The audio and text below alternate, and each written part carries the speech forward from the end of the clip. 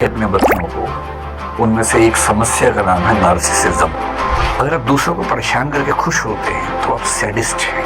आत्म प्रशंसा को, नार्सिसिज्म को आत्महत्या माना गया है, क्योंकि उसके संस्कार ये कहते हैं कि अपनी प्रशंसा करना बहुत बुरी बात है। मैं वह हूं जो मैं सोचता हूं कि आप सोचते हैं कि मैं हूं। अगर कोई कहे मैं नहीं तो कौन वे, तो क्या बोलना है, इलाज करवा लो। कभी कभी किसी को लगता है कि इस पूरे ब्रह्मांड में मेरे जैसा कोई है नहीं, सब तो मेरे हाथों हो रहा है। रास्तों से कारवां तक, इस जहां से उस जहां तक मैं ही मैं हूं, मैं ही मैं हूं, दूसरा कोई नहीं।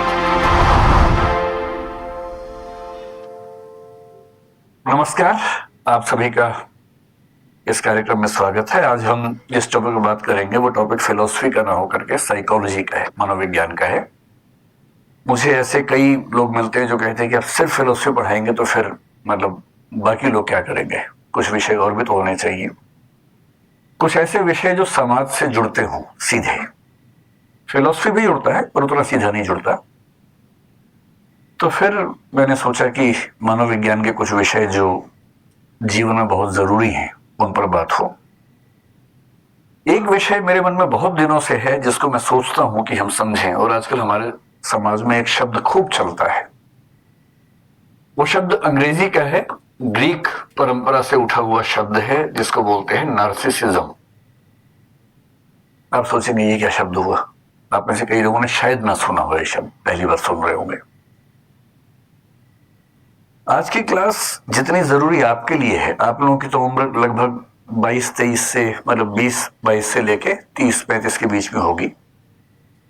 आपके लिए तो है ही जरूरी, लेकिन ये आपके लिए और जरूरी होने वाला है आज से 10 साल के बाद, जब आपके छोटे बच्चे होंगे। कुछ के तो होंगे, बाकी जो बाद में पेरेंट्स बनेंगे। बड़ा आसान लगता है पेरेंट होना, जबकि बहुत मुश्किल काम है। आपका बच्चा आईआईटी करेगा या नहीं, एमबीबीएस करेगा या नहीं, ये बहुत छोटी बात है। कर लेगा तो अच्छी बात है, ना करे तो कोई बुरी बात नहीं है, सामान्य सी बात है। पर आपकी संतान, आपका बेटा या आपकी बेटी एक कायदे का इंसान बनेगा या नहीं, ये ज्यादा बड़ी बात है। और कायदे का इंसान बनाना पेरेंट्स की प्राथमिक जिम्मेदारी है, जिसमें हम में से अधिकांश लोग पूर्णतः सफल नहीं होते। मैं भी शायद नहीं हो पाऊं। मतलब मैं दावा नहीं कर रहा कि मैं तो बहुत महान हूं और आप थोड़ा सीखें। हम सबकी वो स्थिति है, हम सबकी वो समस्या है। तो जिन चीजों से बचाना जरूरी है अपने बच्चों को, उनमें से एक समस्या का नाम है नार्सिसिज्म। नार्सिसिज्म के लिए हिंदी का एक शब्द होता है जो उसके काफी नजदीक है, उसे कह सकते हैं आत्ममुग्धता। अब शायद आपको लगेगा अच्छा ये बात है, अब समझ में आ गई बात। आत्ममुग्ध होना होता है, छोटे बच्चों में टेंडेंसी ज्यादा दिखती है, क्योंकि छोटे बच्चे ईगोसेंट्रिक होते हैं। ईगोसेंट्रिक का मतलब दुनिया के सेंटर में खुद को रख के जीवन को देखते हैं। एक शब्द आपने सुना होगा जिसको बोलते हैं सेल्फ कॉन्फिडेंस।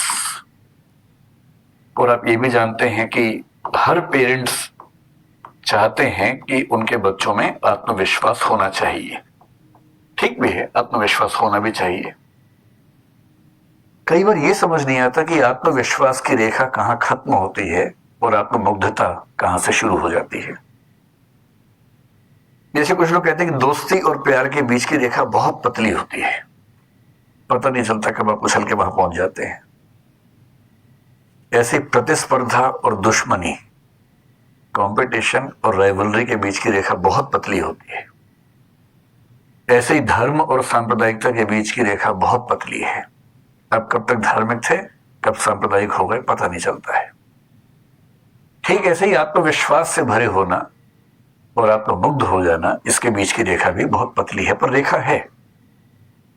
उस रेखा को समझना, उसको पहचानना बहुत जरूरी है। मोटे तौर पर आत्मविश्वास एक बहुत अच्छी क्वालिटी है, पॉजिटिव क्वालिटी है, होनी चाहिए।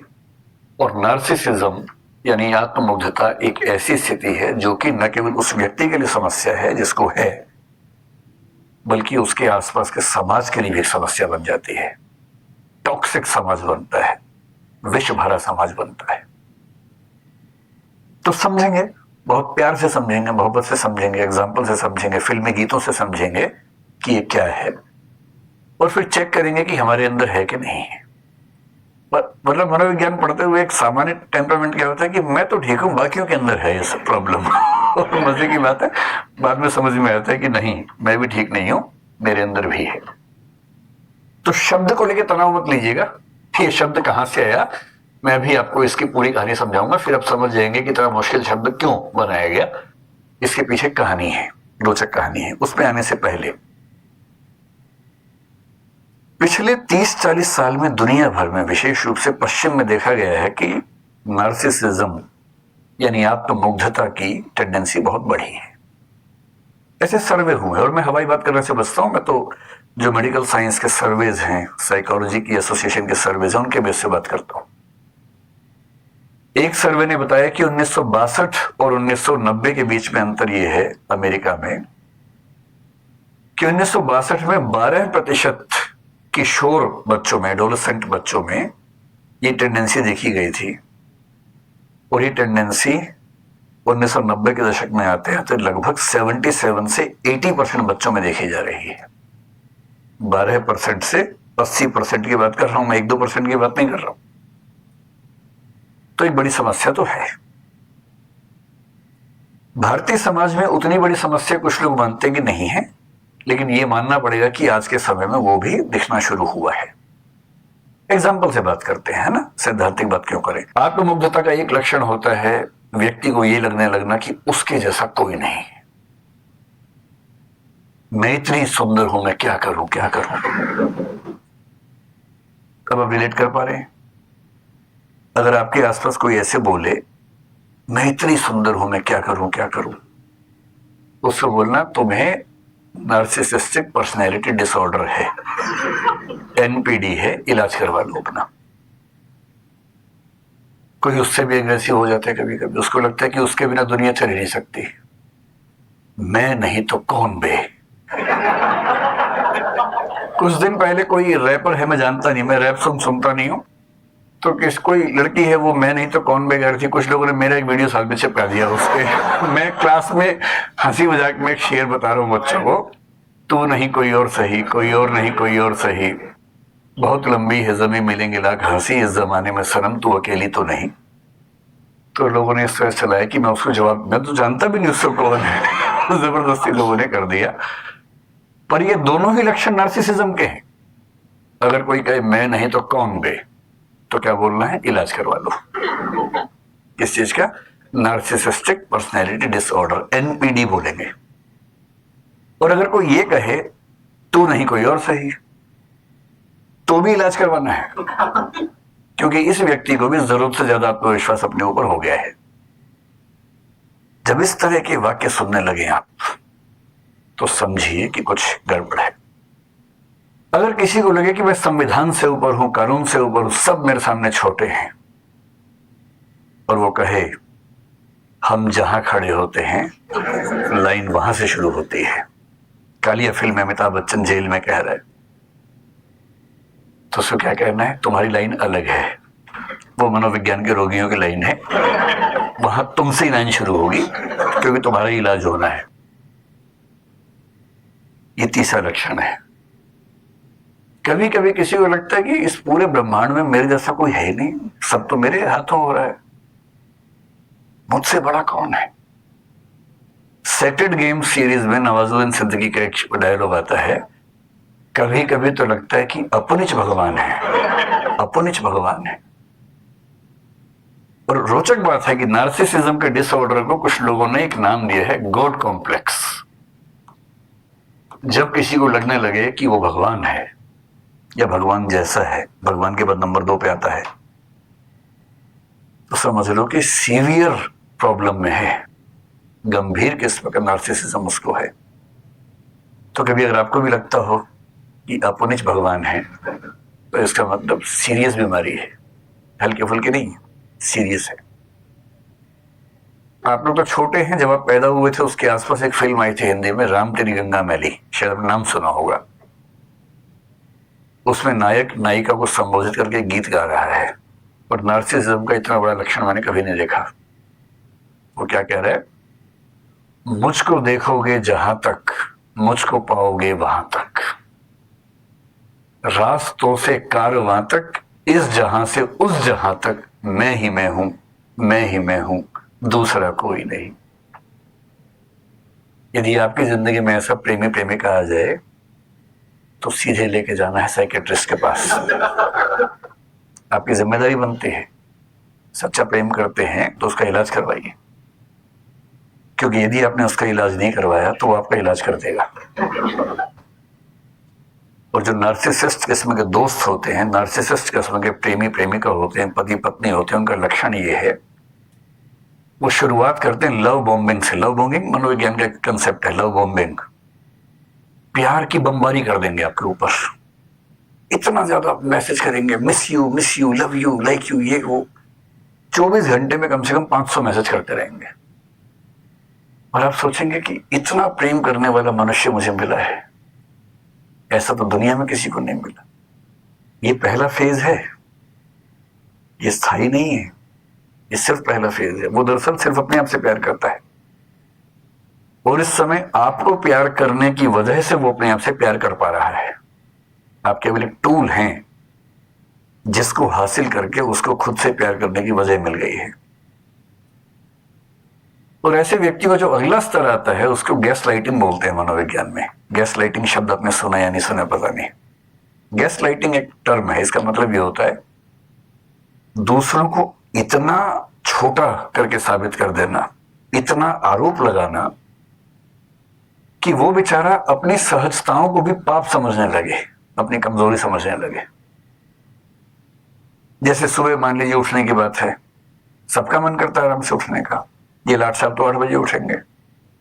अगर पत्नी एक दिन थोड़ा सा लेट उठ गई तो उसको इतना सुना देगा, तुम कैसी औरत हो, कोई शर्म नहीं तुम्हारे अंदर, तो तुम 8 बजे उठ रही हो। खुद रोज 8 बजे उठता है, 8 बजे उठ रही हो, नरक जाओगी तुम तो। मेरी माँ को देखो 4 बजे उठती है सुबह। इतना सुना देगा, इतना सुना देगा कि उस बेचारी को सुबह 8 बजे उठना इतनी गिल्ट फीलिंग हो जाएगी कि वो धीरे धीरे खुद को धिक्कारते धिक्कारते खत्म हो जाएगी।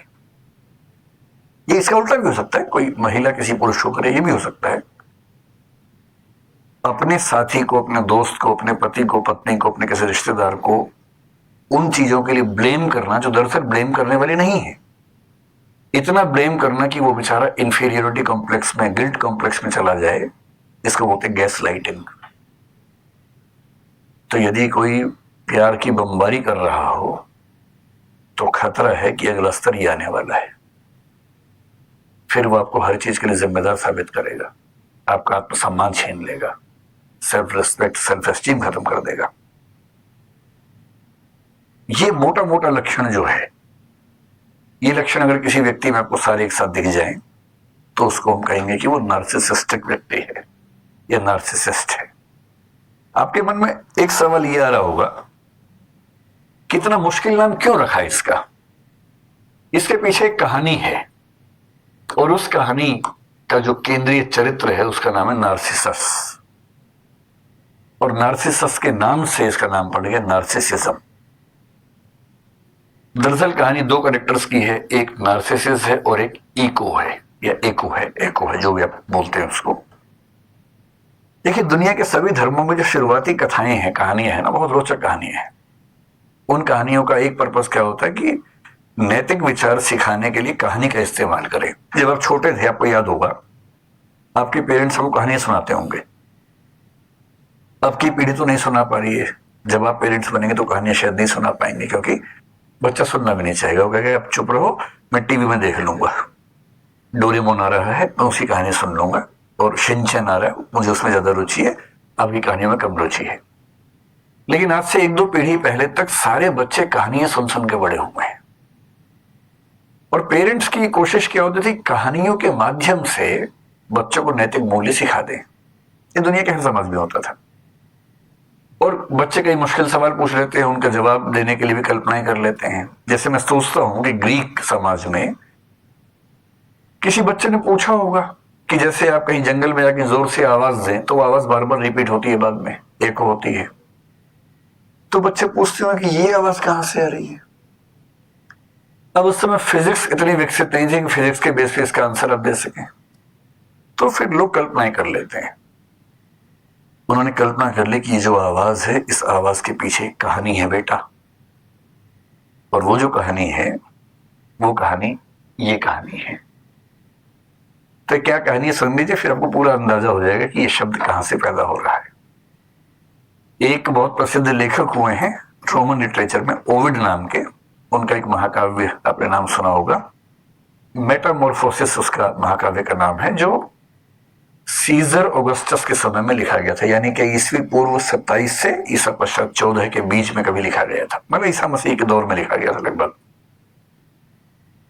उसमें जो भाग 3 है उसमें एक कहानी आती है, ये वाली कहानी।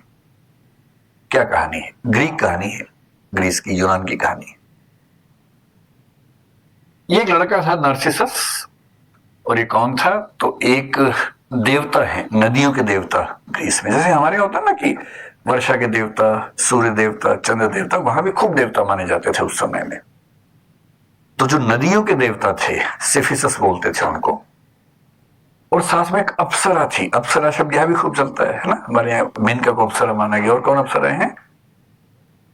उर्वशी है, रंभा है ना। अप्सराओं की कहानी यहां भी है, वहां भी होती है अप्सरा की कहानी। निम्फ बोलते हैं, NYMPH। निम्फ का मतलब होता है अप्सरा ग्रीक लिटरेचर में। तो एक अप्सरा थी वहां जिसका नाम था लिरियोपे। तो लिरियोपे नाम की अप्सरा और सिफिसस नाम के नदी देवता का जो पुत्र था उसका नाम था नार्सिसस। में एन लिख देता हूं। अब अप्सरा का बेटा है, देवता का बेटा, तो स्मार्ट, सुंदर तो होगा ही होगा, बहुत ही सुंदर था। हमें अक्सर गलतफहमी ये होती है कि अपनी सुंदरता की वजह हम है, जबकि हम होते नहीं, उसकी वजह तुक्के से मिली होती है वो, तो है ना। तो इस बेचारे को ये नहीं पता था जो आपको पता है कि तुक्का है। इतना सुंदर था कि इस पे वो गाना सूट करता है, मैं इतना सुंदर हूं, मैं क्या करूं क्या करूं। सच में सूट करता है। इतना सुंदर था कि जो इसको देखता था पागल हो जाता था, इतना सुंदर। पर जितना सुंदर था उतना घमंडी भी था, घोर अहंकारी। अब कई लड़कियां इसको प्रपोज करती थी। भाई अगर कोई आपको प्रपोज करे, मान लीजिए, और आपको नहीं पसंद करते हैं, तो कायदे से, विनम्रता से, डिसेंसी के साथ मना कर सकते हैं। सबसे अच्छा तरीका आप ये कहें कि मैं माफी चाहता हूं, मैं पहले से कहीं जबान दे चुका हूं, वायदा कर चुका हूं। बेशक ना दियो, कम से कम उसका अपमान तो नहीं होगा, सम्मान के साथ मना कर दीजिए। पर कुछ लोगों से मजा नहीं आता, उनको मजा आता है नीचा दिखाने में। कोई आपके पास आके बोले कि आप मुझे अच्छे लगते हैं, आप बोले तू शीशा देखा कभी? अरे भाई अपनी औकात में रह के सपने देखा कर। अजीब हाल है, भिखारी कहीं का। तो अब ये क्या तरीका हुआ मना करने का? अरे मना ही करना है तो कायदे से मना कीजिए ना। आपका जीवन आपकी संपत्ति है, समझ में आ गया। आप अपनी पसंद का व्यक्ति चुनेंगे, समझ में आता है। पर आप किसी का भी अपमान करते चलेंगे, ये तो सही बात नहीं है। इस घमंडी लड़के को इस बात का एहसास नहीं था, खूब अपमान करता था। किसी लड़की ने आके बोला, उसको इतना नीचा दिखाता था कि तू अपना मुंह देख, कैसी है तू, ये है वो है। पर लड़कियां बेचारी उसके बाद जीना भूल जाती थी कि इतना अपमान कर दिया है, विष का घूंट पीती थी। अच्छा, एक कहानी पढ़ के लगता है कि उस समय के ग्रीक समाज में शायद होमोसेक्सुअल रिलेशनशिप्स को लेकर भी बहुत तनाव नहीं था। क्योंकि कहानी में ये भी आता है कि एक लड़का भी इस पे दीवाना हो गया था। वो लड़का बोला कि तलवार, मतलब वो आया उसके पास कि मैं आपके लिए जान दे सकता हूँ, मैं कुछ भी कर सकता हूँ, मैं चाहता हूँ आपके साथ जीना। तो उसने कहा जान दे सकता है तो जान दे दे। वो अवाक रह गया, तो उसे तलवार निकाल के दी कि ले जान दे दे भाई, तो ये शौक है तो।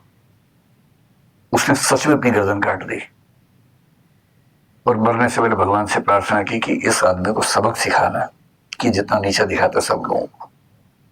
पर इसको एहसास था नहीं इस बात का। उसी समय एक और लड़की थी, वो लड़की एक अप्सरा थी बेसिकली। उसका नाम था एको, या ईको कह लीजिए। खूब अच्छा बोलती थी, बहुत सुंदर थी।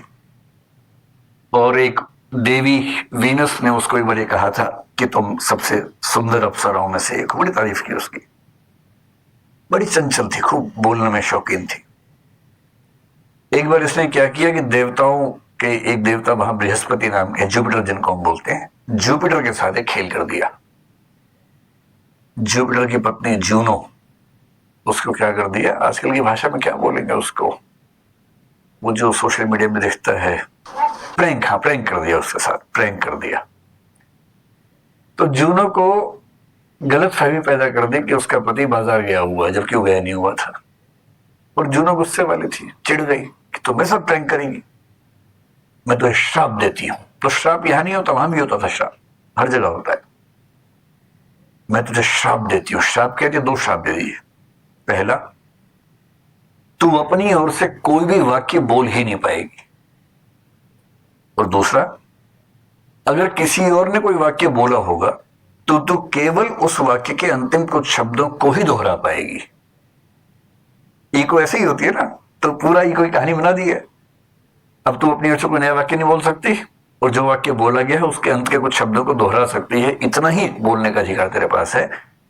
उसके बाद से बेचारे सोचिए, इतनी सुंदर योग्य युवती थी और बेचारी बोल नहीं पाती है। खैर, जिंदगी जी रही थी किसी तरह से। एक दिन नार्सिसस अपने दोस्तों के साथ शिकार खेलता हुआ जंगल में गया। और जब जंगल में गया तो बाई चांस ऐसा हुआ कि ये अलग हो गया, इसके दोस्त कहीं चले गए, ये गुम हो गया। अब ये अकेला घूम रहे जंगल में, वहीं इको घूम रही थी। उसने इसको देखा, वो भी दीवानी हो गई इसकी, मतलब पागल हो गई एकदम। इतना सुंदर था ये, वो भी अप्सरा है, कम नहीं है। ये तो अप्सरा का पुत्र है, देवता का पुत्र है। अब वो दीवानी बन बन के पीछे घूम रही है, सामने नहीं आ रही है भी। अच्छा, इसको एहसास हो रहा कोई है आसपास, पेड़ों की आवाज से, पत्तों की आवाज से। तो उसने कहा कौन है? उसने क्या कहा कौन है, क्योंकि बोल नहीं सकती। इसको लगा अजीब पहेली कोई खेल रहा है मेरे साथ। फिर इसने कहा सामने आओ। उसने कहा सामने आओ।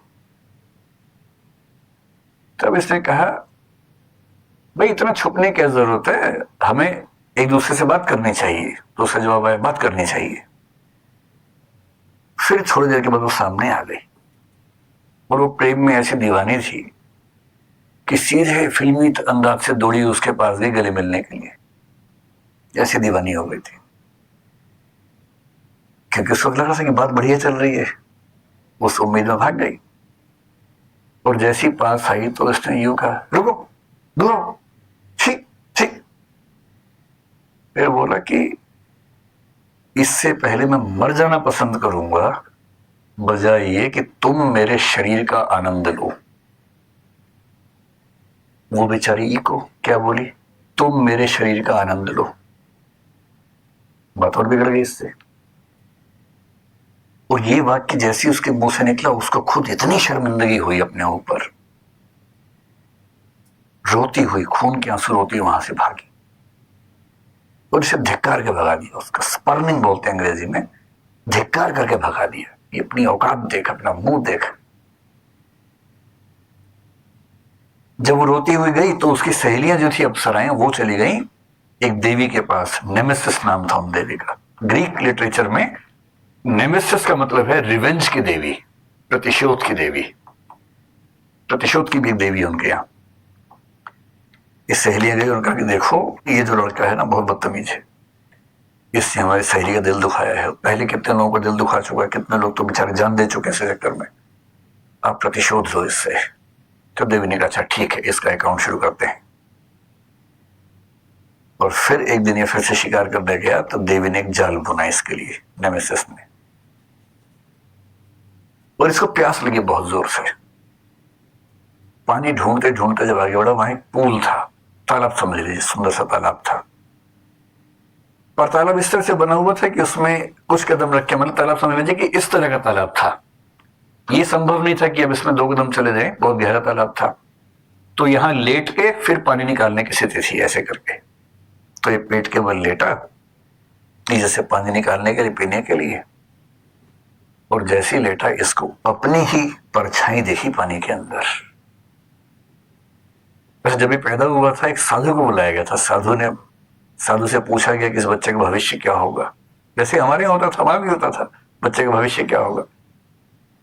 साधु ने कहा कि जब तक ये अपने आप को नहीं जानेगा तब तक इसका जीवन बहुत अच्छा रहेगा। जिस दिन इसने खुद को जान लिया मुश्किल हो जाएगा। और आज उसने पानी में अपने रिफ्लेक्शन को देख लिया। जैसी देखा ये खुद दीवाना हो गया। अच्छा, इसको ये नहीं पता था कि वो रिफ्लेक्शन है। उस समय तक विज्ञान उतना विकसित नहीं था कि समझ जाए कि रिफ्लेक्शन है। उसको लगा कोई और है, पानी के अंदर का देवता है शायद कोई। ये इतना पागल हो गया, जितनी पागल इको हुई थी इसके लिए उतना ही पागल हो गया। और सहेलियों ने यही कहा था कि इसको भी ये पीड़ा समझ में आनी चाहिए कि जब हम किसी से प्रेम करते हैं और वो जब हिकारत से बात करता है तो कैसा लगता है। अभी बेचारा उससे कह रहा तुम कौन हो दोस्त, वो जवाब ही नहीं दे रहा। मजे की बात है, एक लड़का एक लड़के से ही कह रहा है, और ग्रीक लिटरेचर में इस बात को लेकर तनाव नहीं है उस समय। ये फिर कह रहे कि मैं तुमसे मिलना चाहता हूं, जवाब ही नहीं दे रहा। खूब रिक्वेस्ट कर करके मर गया, जवाब ही नहीं आता था अंदर से। अब ने बोला कि अगर तूने मुझे जवाब नहीं दिया तो इस जीवन का लाभ ही क्या है। और पीछे पेड़ के पीछे खड़ी होकर सुन रही इको, उसको खुशी हो रही कि आज इसको समझ में आई बात। और अंत में इसने तय किया कि अगर मैं इसके साथ जीवन नहीं गुजार सकता हूं तो ये जीवन बेकार है, और उसने अपने जीवन को समाप्त कर लिया। और अंतिम वाक्य क्या बोला, अलविदा, फेयरवेल। और पीछे से इको ने क्या कहा, अलविदा। ये खत्म हो गया, आत्ममुग्धता में खत्म हो गया, अपनी ही सुंदरता को नहीं झेल पाया। इको तो अप्सरा थी, तो शाश्वत थी, मॉर्टल नहीं थी, इमॉर्टल थी। लेकिन फिर एक कहानी बढ़ाई गई कि उसका शरीर खत्म हो गया, उसकी हड्डियां बन गई पत्थरों की तरह से, लेकिन उसकी आवाज बची रही। और आज भी दुनिया में जब कोई कुछ बोलता है तो पीछे कुछ शब्द रिपीट हो तो समझ लो कि इको नाम की देवी वहां पर मौजूद है। यह है नार्सिसस नाम के बहुत सुंदर किंतु बहुत ही घमंडी आदमी की कहानी। और ये हमेशा ध्यान रखना है कि यदि आप चार लोगों के साथ बदतमीजी से बात करते हैं तो कभी ना कभी कोई आपको भी मिलने वाला है, जीना मुश्किल कर देगा। सीखने की बात है कि किसी को पसंद करो तो ईगो की तरफ भाग के नहीं जाना, उसके पास थोड़ा सा अपना स्वाभिमान बना के रखना। और कोई पसंद ना आए तो उसको बदतमीजी के साथ, हिकारत के साथ, तिरस्कार के साथ नहीं खारिज करना है, कायदे से मना करने का भी तो तरीका हो सकता है।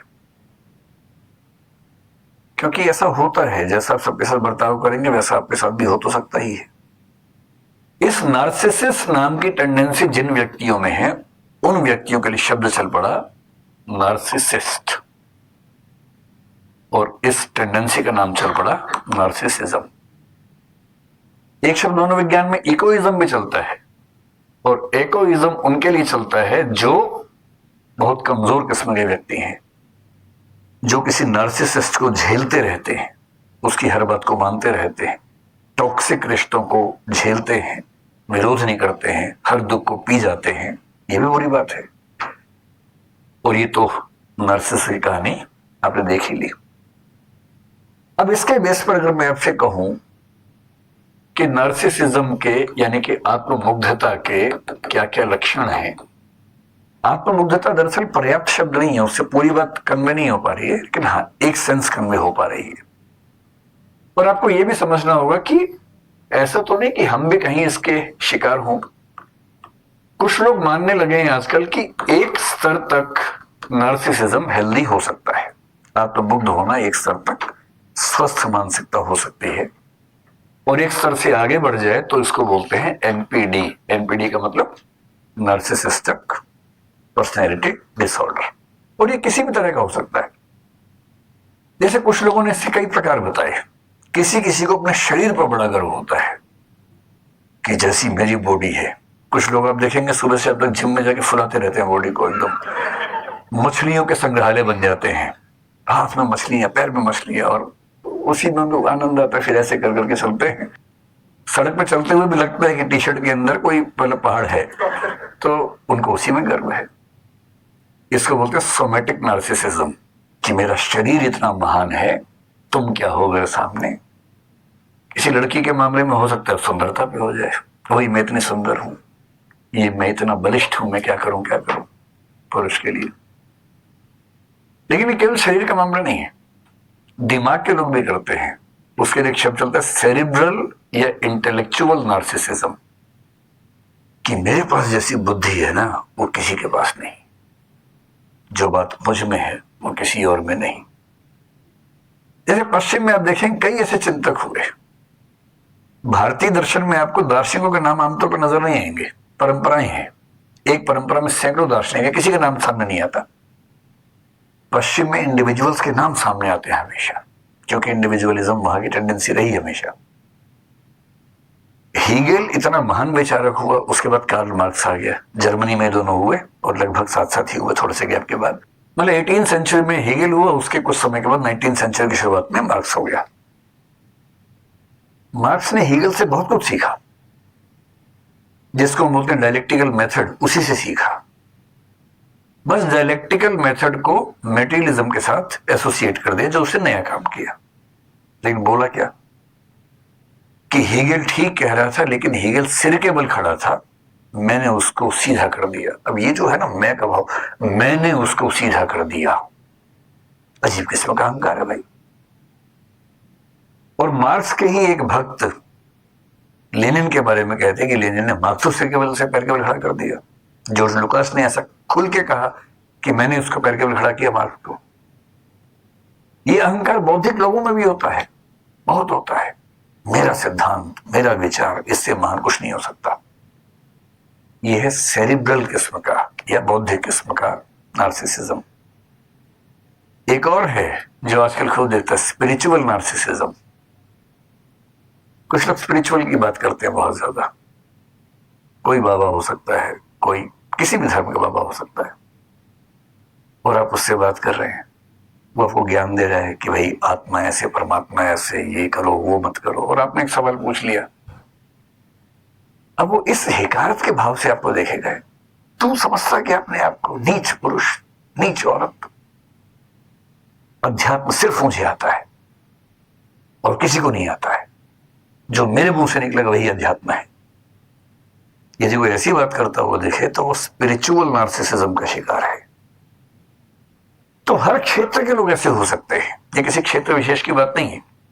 हेल्दी नार्सिसिज्म क्या होता है कि एक तो जो बच्चे होते हैं, आप देखेंगे छोटे बच्चों में आमतौर पर टेंडेंसी होती है, जैसे कोई छोटा सा बच्चा है, आप माताएं क्या करती हैं बच्चों को थोड़ा सिखाने के लिए, बच्चा कह रहा है कि माँ मैं मजबूत नहीं हो रहा हूं, तो माँ बोलती है बेटा दूध पियोगे तो मजबूत होगे। तो बच्चा दूध का गिलास पूरा गटगट पी जाता है, फिर बोलते हैं माँ मजबूत हो गया। फिर माँ बोलती है बेटा तो सबसे मजबूत बच्चा है दुनिया का। फिर बच्चा ऐसे करके घूमता रहता है दिन भर कि मैं सबसे मजबूत बच्चा हूं। उसको उतना ही पता दुनिया में बेचारा उसी मस्त रहता है। ये भी नार्सिसिज्म है कि मैं सबसे मजबूत बच्चा हूं, मैं सबसे समझदार बच्चा हूं। माँ ने बच्चे से कहा बेटा बताओ 3 गुणा 3 क्या होता है? बच्चे ने कहा मम्मी 9 होता है। माँ कह रही वाह, आज तक इतने छोटे बच्चे ने नहीं बताया है। तुम बेटा अलग ही लेवल के बच्चे हो। जबकि हर घर में उस क्लास का बच्चा बता रहा है, पर इस बच्चे को यह नहीं पता कि हर घर में ये वाला खेल चल रहा है। इसको लग रहा है कि मैं सच में दुनिया में सबसे महान बच्चा हूं। पर वो माताओं का एक तरीका है, पेरेंट्स का एक तरीका है, ताकि बच्चा इसी कॉन्फिडेंस में सीखे और आगे बढ़े। तो उसको बोलते हैं ठीक है वो हेल्दी लेवल है, उसमें कोई दिक्कत नहीं है।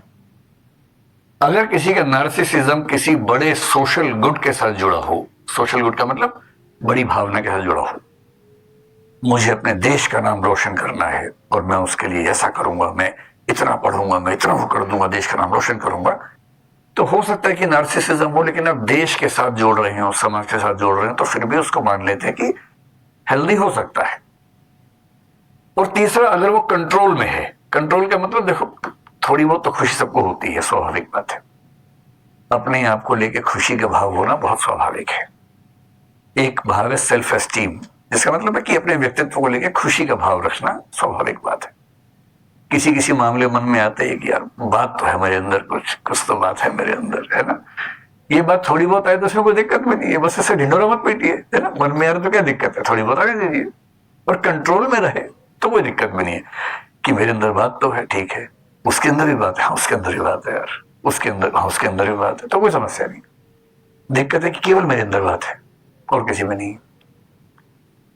गालिब जैसा महान शायर एक लाइन लिख के गया, हैं और भी दुनिया में सुखनवर बहुत अच्छे। सुखनवर मतलब कविता लिखने वाले, सुखना मतलब कविता होता है। हैं और भी दुनिया में सुखनवर बहुत अच्छे, कहते हैं कि गालिब का है अंदाज़े बयां, और ये गालिब खुद कह रहे हैं कि यूं तो दुनिया में और भी बहुत शायर हैं अच्छे अच्छे, पर कहते हैं कि गालिब में जो बात है वो बात नहीं है, वो अंदाज़े बयां, वो कहने का तरीका किसी और में नहीं है।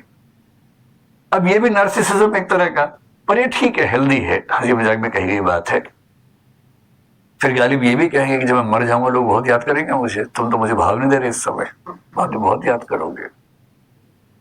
कि वो हर एक बात पे कहना कि यूं होता, मतलब हुई मुद्दत के गालिब मर गया पर याद आता है, वो हर एक बात पे कहना कि यूं होता तो क्या होता। ऐसा कई लोग करते हैं, वहां तक दिक्कत नहीं है। आज की इस चर्चा का पर्पज ये नहीं कि आप अपनी तारीफ करना भूल जाए, कीजिए, ज्यादा मन में कीजिए, थोड़ी बहुत बाहर कर लीजिए, लेकिन जब बाहर करें अपने साथ साथ औरों के भी कर लीजिए। जब औरों के भी करेंगे तो ठीक है, जब आदमी केवल अपनी तारीफ में मशगूल रहे रात दिन तब समस्या है। लेकिन जब हम कहते हैं कि नार्सिसिज्म एक डिसऑर्डर बन गया, तो उसके 3-4 लक्षण क्या हैं, इनको आज से पहचानना शुरू कर दीजिए अपने आसपास के व्यक्तियों में, और आसपास से पहले अपने अंदर। वरना आदमी बाहर ही देखता रहता है लंच लेके, खुद को नहीं देखता। कई बार ये भी होता है ना। जैसे एक बड़ा इंटरेस्टिंग विवाद फिलोसफी में हुआ, एक ह्यूम नाम के दार्शनिक ने कहा कि मैंने आत्मा को ढूंढने की बहुत कोशिश की अपने अंदर झांक झांक के, लेकिन आत्मा मिली नहीं। तो विरोधी ने पता क्या कहा, जो झांक रही थी वही आत्मा थी। कई बार क्या है कि आप सबको झांक रहे हैं और अपने बारे में पता नहीं कि हो क्या रहा है। और कई बार क्या होता है, पर्सपेक्टिव का सारा खेल होता है। एक आदमी डॉक्टर के पास जाके बोले कि डॉक्टर साहब पूरे शरीर में दर्द है, जहां भी उंगली लगाता हूं बड़ा दर्द होता है। पूरा चेकअप हो गया, बाद में क्या पता लगा, उंगली में दिक्कत थी। दिक्कत उंगली में, कहीं भी लगा रहा दर्द हो रहा बेचारा, लेकिन उसका परसेप्शन क्या है कि पूरी बॉडी में पेन है। तो पेन भाई जो चेक कर रहा है उसमें भी तो हो सकता है, ये थोड़ा कि बाहरी होगा। तो जब आपको चिंता की घंटियां सुननी चाहिए, यानी कि नार्सिसिस्टिक पर्सनैलिटी डिसऑर्डर की बात जब होने लगे, उसमें क्या क्या लक्षण होते हैं। एक तो होता है कि सेल्फ इंपॉर्टेंस का भाव बहुत ज्यादा इन्फ्लेटेड, यानी कि बहुत ज्यादा बढ़ा चढ़ा के अगर किसी के अंदर है, मतलब किसी को ये लगने लगता हो कि मेरे बिना तो दुनिया चल नहीं पाएगी, मेरे बिना तो देश का विकास ही नहीं हो पाएगा, अगर मुझे कुछ हो गया तो संसार कैसे चलेगा, मुझे कुछ हो गया तो मेरे देश का क्या होगा। जब कोई ऐसी बात करने लगे ना, उसको समझा देना है कि इस पूरे ब्रह्मांड में हमारी हैसियत एक धूल के कण से ज्यादा नहीं होती है, और दुनिया में ऐसा कोई नहीं जिसके बिना दुनिया रुक जाएगी। दुनिया धूमधाम से चलती है, बड़े बड़े आए निपट गए पता भी नहीं चलता है। मतलब सिकंदर को भी ऐसी गलतफहमी अपने बारे में हो गई थी कि मैं पूरी दुनिया को जीत लूंगा, और क्या होगा दुनिया को जीत लूंगा, उससे बेवकूफी बिना बात के इतने टाइम एनर्जी वेस्ट कर दी, कितने लोगों को बर्बाद दिया बिना बात के। और उस पर एक गजल में क्या कहते हैं, याद रख सिकंदर के हौसले तो आली थे, आली मतलब बहुत ज्यादा बड़े थे। याद रख सिकंदर के हौसले तो आली थे, जब गया था दुनिया से दोनों हाथ खाली थे। अंत में वही होना है, ज्यादा नाटक करने की जरूरत नहीं है। इसलिए यदि किसी को ये लगने लगे कि मैं इतना महत्वपूर्ण हूं, इसी को गॉड कॉम्प्लेक्स कहते हैं, अपनिच भगवान है। जब ये भाव मन में आने लगे, अगर आपके आसपास किसी के अंदर भी ये भाव दिखने लगे आपको, तो अलार्म बजा लीजिए कि मामला ठीक नहीं चल रहा है। सेल्फ कॉन्फिडेंस अलग चीज होती है, और इंटरेस्टिंग बात है कि नार्सिसिस्टिक लोगों में आमतौर पर सेल्फ कॉन्फिडेंस कम होता है, और क्योंकि कॉन्फिडेंस कम है, वो डिफेंस मैकेनिज्म के तौर पर दिखाते ज्यादा है। इसका सामान्य एग्जांपल दुनिया में पता क्या है, जैसे आप सड़क पर किसी से बात करें, झगड़ा हो जाए मान लीजिए, और दूसरा व्यक्ति बोले जानते मैं कौन हूं, जानते मैं कौन हूं। इस समय डरने की बात नहीं है। अगर वो कुछ होता तो बोलता नहीं। कुछ लोग क्या करें, फोन निकालेंगे, मिला फोन मिला फोन मिला फोन, अमित शाह को लगा फोन, प्राइम मिनिस्टर को लगा फोन। इसका मतलब है कि इसका फोन नहीं उठने वाला, इसका नंबर भी नहीं पता, इसने उनके नाम से कोई भी नंबर सेव कर रखा होगा, दिखा देगा देखो नंबर है, अभी देखो, हेलो हाँ आ जाइए, आप आ जाइए, यहाँ आ जाइए। ये ढिंडोरची लोग किसी काम के नहीं होते हैं, इनसे डरने की जरूरत एकदम नहीं है। जिसके अंदर दम होता है ना, कहता नहीं है, वो करता है। तो जो ज्यादा ढिंडोरा पीटे, इसका मतलब वो बेकार की बात ज्यादा कर रहा है। और जिसमें कॉन्फिडेंस हो तो उसको दिखाने की जरूरत नहीं पड़ती है। ज्यादा दिखाने की जरूरत उसे है जिसके अंदर कॉन्फिडेंस की कमी है, इसलिए वो दूसरों के नाम से ताकत निकालता है, संपर्कों के नाम से ताकत निकालता है। मैं इसको जानता हूं, मैं उसको जानता हूं, मैं कॉलेज से 50 लड़के बुला लूंगा तुझे मारने के लिए। अरे यार खुद ही लड़ लो, क्यों 50 किराए में बुलाओगे लड़के मारने के लिए? आओ खुद ही लड़ लेते हैं। कॉन्फिडेंस से वो क्या बोलेगा, बुला लो, बुला बुला, मैं ही बैठा हूं, बुला, जाओ ना। तो कॉन्फिडेंस अलग चीज है, नार्सिसिज्म अलग चीज है। पहली बात ये, नार्सिसिस्ट व्यक्ति के साथ सबसे बड़ी समस्या क्या है कि उसके अंदर एम्पैथी आमतौर पर नहीं के बराबर होती है। एम्पैथी का मतलब हुआ, एम्पैथी का मतलब हुआ दूसरों की परेशानियां, दूसरों की समस्याएं, दूसरों की मनस्थितियां समझने की ताकत। आप देखेंगे कि जब बच्चे 10-15 साल के होते हैं तो पेरेंट्स को बहुत दुख आमतौर पर किस बात का होता है कि हमारे संघर्ष, हमारा दुख, हमारी पीड़ा ये बच्चे समझते नहीं। हम रात दिन खटते रहते हैं इनके लिए और ये वैल्यू नहीं देते हमें एकदम। इसका मतलब है एम्पैथी का न होना, दूसरों के दर्द को, दूसरों की पीड़ा को न समझ पाना। एक नार्सिसिस्ट व्यक्ति दूसरों के दुख दर्द को महसूस नहीं कर पाता है और कभी कभी तो उससे आगे बढ़ के वो सैडिस्ट हो जाता है। सैडिज्म का मतलब है दूसरों को दुख देके खुश होना। अगर आप दूसरों को परेशान करके खुश होते हैं तो आप सैडिस्ट हैं। और किसी के साथ भी हो सकता है, जैसे एक मच्छर है, कुछ नहीं कह रहा, आप स्टाइल में उसको मार मार के दिखा रहे हैं, देखो मैंने मार दिया, देखो एक और मार दिया, और आपको ये फील नहीं हो रहा कि इसको भी दर्द हो रहा होगा। आप सड़क पर चल रहे हैं, वहां कुछ कुत्ते भी घूम रहे हैं, कुछ नहीं कह रहे आपसे, आपने पत्थर उठा के मार दिया उसको, टांग टूट गई, टांग टूट गई, मजा आ गया, मजा आ गया, क्या निशाना है मेरा। आपको फील ही नहीं हो रहा कि आपकी इस बेवकूफी से उस प्राणी का बेचारा जीवन भर विकलांग हो गया हो। तो यह है सैडिज्म, एम्पैथी का ना होना, उसको भी दर्द होता होगा ये महसूस ना होना। तो एम्पैथी का ना होना, सैडिज्म का होना। एक नार्सिसिस्ट व्यक्ति कभी भी अपने क्रिटिसिज्म को, अपनी आलोचना को नहीं सुन पाएगा। सेल्फ कॉन्फिडेंस और क्रिटिसिज्म में क्या अंतर है? आपके अंदर कॉन्फिडेंस है, कोई आपसे कहेगा यार आप बड़े अच्छे व्यक्ति हो, सब बढ़िया, लेकिन इस मामले में आप कमजोर हो। आप क्या बोलेंगे? हाँ मैं कोशिश करूंगा, इसमें थोड़ा और काम करूंगा। आप मान लेंगे कि हाँ मेरे अंदर गलतियां हैं, आप मान लेंगे कि मुझ में कमियां हैं, मैं कुछ और ठीक हो सकता हूं। नार्सिसिस्ट व्यक्ति अपनी आलोचना सुन नहीं सकता, दूसरा ओपिनियन सुन ही नहीं सकता। कोई व्यक्ति कितना भी समझदार से कुछ भी कहेगा वो उसको हंसी का पात्र समझेगा, वो अपने सामने किसी और के विचार, किसी की राय को महत्व कभी नहीं देगा। ये नार्सिसिज्म का एक और लक्षण है।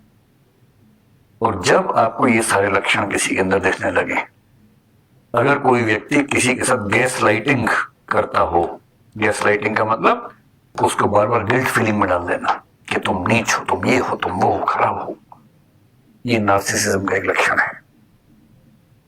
और इस व्यक्ति के साथ क्या होता है कि इसके साथ निभाना बड़ा मुश्किल है। जहरीले रिश्ते बनते हैं, टॉक्सिक रिश्ते बनते हैं। और इसलिए यदि आप अपने आसपास किसी ऐसे व्यक्ति को देखें तो पहले तो खुद को बचाएं और दूसरा कोशिश करें कि वो व्यक्ति इस चीज से बाहर निकले। जहां तक भारत की बात है, अगर हम इंडियन सिस्टम में बात करें, इंडियन सिस्टम इस मामले में काफी अच्छा है। ऐसा नहीं कि वेस्ट में नार्सिसिज्म खूब चलता है, वहां के समाज में सामान्य परंपरा ऐसा नहीं है, वहां भी तो ऐसे लोग हुए। मैं कई बार जिक्र करता हूं कि सुकरात उसी ग्रीस में हुए थे। उसी सुकरात ने यह बात कही थी कि मैं एक ही बात जानता हूं कि मैं कुछ भी नहीं जानता हूं, बहुत कम जानता हूं। बहुत कम लोग जानते हैं कि वो बहुत कम जानते हैं। बहुत गहरे लोग तो पश्चिम में भी हुए, पर भारतीय परंपरा में आप देखेंगे कि व्यक्ति विशेष का महत्व कम है, समाज का महत्व ज्यादा होता है। और इसलिए आप देखेंगे कि भारत में अगर आपको नार्सिसिस्टिक कैरेक्टर्स देखेंगे तो आमतौर पर वो दिखेंगे जो राक्षस या दैत्य या असुर या दानव के रूप में देखे गए हैं। आप रामायण अगर पढ़ेंगे तो पाएंगे कि उसमें जो रावण का कैरेक्टर है उसके कई कथन, रावण और उसके परिवार में, मेघनाथ का हो सकता है, कुंभकर्ण का हो सकता है, जब वो युद्ध में आते हैं तो कुछ कथन ऐसे बोलते हैं कि मैं सारे संसार का राजा हूं, मैंने सारे संसार को जीत लिया, मैंने इंद्र को हरा दिया, मेरे सामने कोई कुछ नहीं है, तू क्या है। ये नार्सिसिज्म है। लेकिन अब चाहे वो कंस की बात कर लीजिए, चाहे वो दुर्योधन की बात कर लीजिए, इन महाकाव्यों में जो कैरेक्टर्स हम मानते हैं कि नेगेटिव साइड में है, उनके अंदर ऐसे सेंटेंसेस आपको खूब नजर आएंगे। लेकिन जो कैरेक्टर्स आमतौर पर पॉजिटिव साइड में है, आमतौर पर उनके मुंह से ऐसे कथा नहीं निकलेंगे। बल्कि एक बहुत महत्वपूर्ण कंसेप्ट है महाभारत में, मैं आपको वो छोटी सी कहानी बताता हूं तो आप उसका आनंद ले पाएंगे कि भारतीय परंपरा में कितनी शानदार बात कही गई है। महाभारत आप जानते हैं क्या होता है ना। तो महाभारत का युद्ध चल रहा है कुरुक्षेत्र में, और युद्ध काफी सघन बिंदु पे आ चुका है, खतरनाक बिंदु पे आ चुका है। कौरवों की सेना बहुत बड़ी है, पांडवों की सेना छोटी है। बस पांडवों के पास ये है कि कृष्ण साथ में है, और कृष्ण की जो कूटनीति है, वैसे भी लठैती काम नहीं आती है, कूटनीति बहुत बड़ी चीज है लठैती की तुलना में, उसकी वैल्यू ज्यादा होती है। कृष्ण कूटनीति के इतने पुरोधा हैं कि उनके सामने बड़े बड़े जो बलशाली लोग हैं चल नहीं पाते हैं। अब हो क्या रहा है। अच्छा, कृष्ण को शुरू से अंदाजा था कि कर्ण को संभालना आसान नहीं होने वाला है, बाकी सबको संभाल लेंगे, कर्ण नहीं संभालेगा। तो कुंती ने कर्ण से एक निवेदन किया, और कर्ण ने अपनी माता से कहा, ठीक है माता जी, आप निश्चिंत रहें, आपके 5 बच्चे बचे रहेंगे। जिसमें निहित था कि मैं आपका एक बच्चा नहीं छोड़ूंगा, अर्जुन, बाकी सब छोड़ दूंगा। अब कुंती भी चिंतित है, क्योंकि वे बच्चे तो उसके हैं ना, बच्चे की चिंता किस मां को नहीं होगी। अब हो क्या रहा है युद्ध में, द्रोणाचार्य की मृत्यु हो चुकी है। अश्वत्थामा वाली कहानी आपने सुनी ही है। भीष्म भी युद्ध लड़ने की स्थिति में नहीं है, वो शैया पे लेटे हुए हैं, युद्ध नहीं लड़ रहे हैं। बहुत बड़े बड़े सैनिक कौरवों की तरफ के खत्म हो चुके हैं, हार चुके हैं। कर्ण कंट्रोल नहीं हो रहा, और पांडव उधेड़बुन में है। युद्ध के बाद शाम की मीटिंग चल रही है। युधिष्ठिर एक ऐसा व्यक्ति है जो बहुत ही विनम्र है, संयमित है। आप युधिष्ठिर के मुंह से गलत बात आमतौर पर नहीं सुनेंगे, क्योंकि संयम बहुत ज्यादा है। लेकिन उस दिन उस कमजोर क्षण में युधिष्ठिर भी संयम खो बैठे अपना, और अर्जुन को बोल रहे हैं कि तुम तो कहते थे कि तुम दुनिया के सबसे अच्छे धनुर्धर हो भाई। अजीब हाल है, तुम कर्ण को मार ही नहीं पा रहे। काहे कि तुम्हारी धनुर्विद्या, काहे का तुम्हारा गांडीव धनुष। ये सुनते अर्जुन को आग लग गई एकदम, और अर्जुन ने एक कसम ले रखी थी, प्रण लिया हुआ था कि यदि कोई मेरे गांडीव धनुष का अपमान करेगा तो मैं उसका जीवन ले लूंगा। ये प्रण लिया हुआ था, प्रतिज्ञा थी। अब मामला फंस गया कि अपमान कर दिया बड़े भाई ने। बड़ा भाई और पिता परंपरा में एक ही माना गया है, तो पिता स्वरूप बड़े भाई ने अपमान कर दिया। अब अर्जुन परेशान है कि यार मुझे प्रतिज्ञा पूरी करने के अपने भाई का मत करना पड़ेगा। कृष्ण समझ गए कि ये मामला ठीक कर रहा हूं। कृष्ण उसके पास गए, बोले चिंता मत करो यार, रास्ता है इसका। क्या रास्ता है? बोले शास्त्रों में कहा गया है कि पिता का अपमान करना और पिता की हत्या करना बराबर बात है। तो तुम युधिष्ठिर का अपमान कर दो, तुम बड़े भाई के वध के पाप से मुक्त हो जाओगे। उसने कहा ये ठीक रहेगा। तो उसने उसी सभा में वापस जाके बोला, आपने जो जुआ खेला उसकी वजह से कुछ हो रहा है। आपने ही सारी गड़बड़ की थी। उस दिन आपने पत्नी को दांव पर लगा दिया, राज्य को दांव पर लगा दिया, आपकी वजह से वनवास हम सबको मिला, हम सबका जीना मुश्किल हुआ, ये आप जिम्मेदार हैं इसके। युधिष्ठिर अवाक देख रहे हैं कि ये क्या बोल रहा है, कैसे बोल रहा है। फिर कृष्ण ने संकेत किया, हो गया बस पर्याप्त है। अब वापस आए, युधिष्ठिर तो चुप हो गए। उदात आदमी चुप हो जाता है, ऐसे क्या बोलेगा उसके बाद। अब अर्जुन को गिल्ट फीलिंग बड़ी खतरनाक है। कृष्ण के पास बैठ के बोल रहा कि मैं ये झेल नहीं सकता। पिता की निंदा और पिता की हत्या बराबर है। मैंने पिता की निंदा की, यानी कि मैंने पिता की हत्या की है, और पिता की हत्या के बाद मैं जीवित रहूं ये संभव नहीं है। मैं तो खुद को खत्म करूंगा। सब में समझाया पर वो अड़ गया ना, और फिर चिता तैयार कर ली गई उसके लिए। अब कृष्ण को लगा बताओ यार एक सोल्यूशन निकाला है, तो मामला दूसरा फंस गया। फिर कृष्ण ने मामला संभाला। कृष्ण तो मामला संभाल लेते हैं। कृष्ण बोले देखो शास्त्रों में एक बात और कही गई है। तो अर्जुन तो तैयार था एकदम। उसने कहा क्या कहा गया है? कृष्ण ने कहा आत्म प्रशंसा और आत्महत्या बराबर है। इसलिए अपनी तारीफ कर लो, आत्महत्या हो जाएगी। अब ये कहानी कितनी सही है कितनी गलत है मुझे नहीं पता, क्योंकि मैंने तो इंटरनेट से कहीं ढूंढी तो पढ़ी है पूरी कहानी। बड़ी एक रोचक बात है, आत्म प्रशंसा को, नार्सिसिज्म को आत्महत्या माना गया है।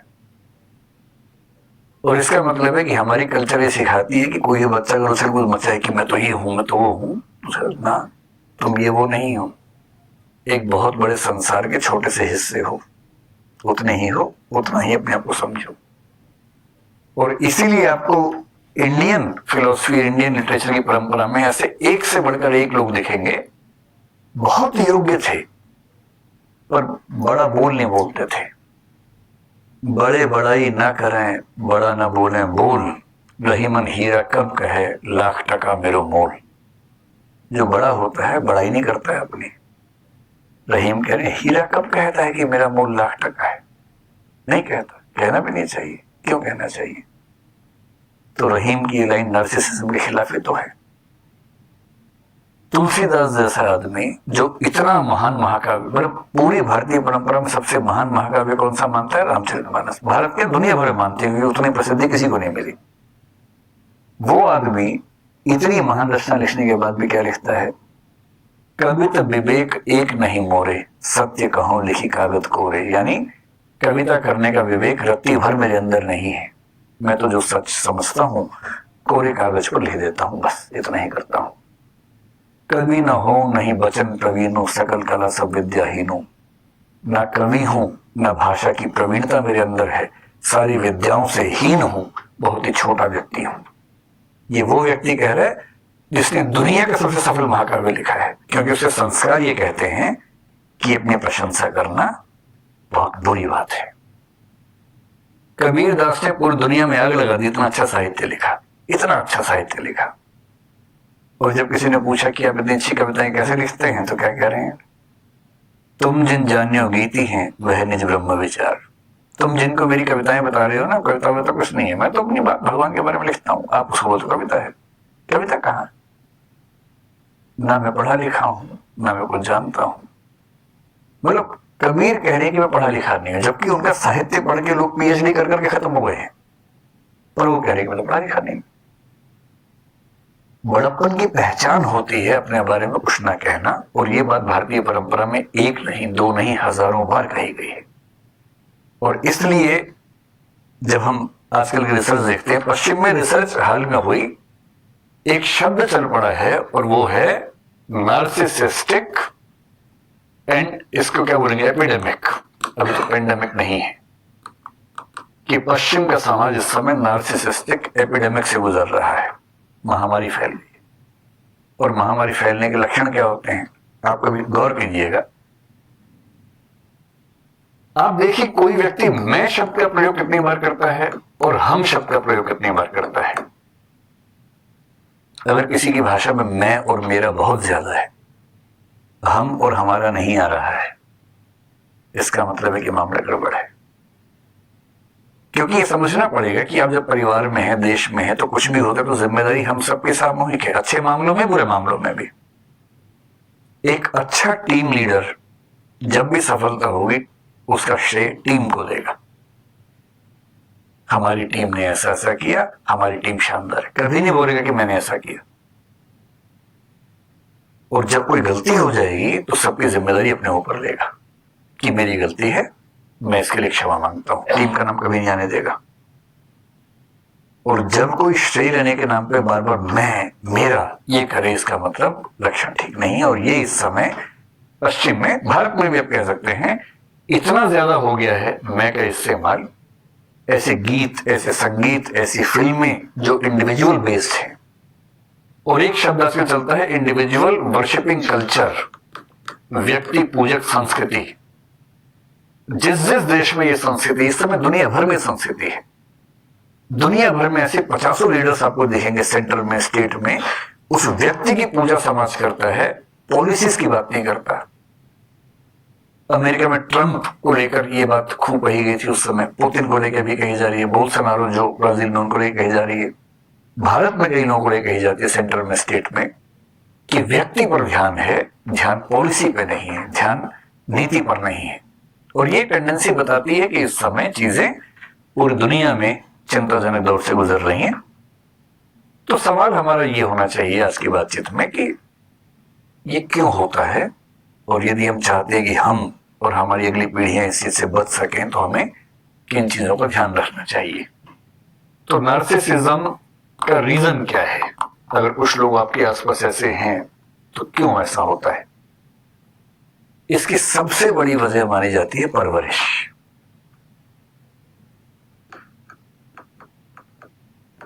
परवरिश कह लीजिए, तरबियत कह लीजिए, चाइल्ड रीडिंग कह लीजिए, बच्चों का सोशलाइजेशन कह लीजिए, जो भी शब्द इसके लिए आप चुनना चाहें।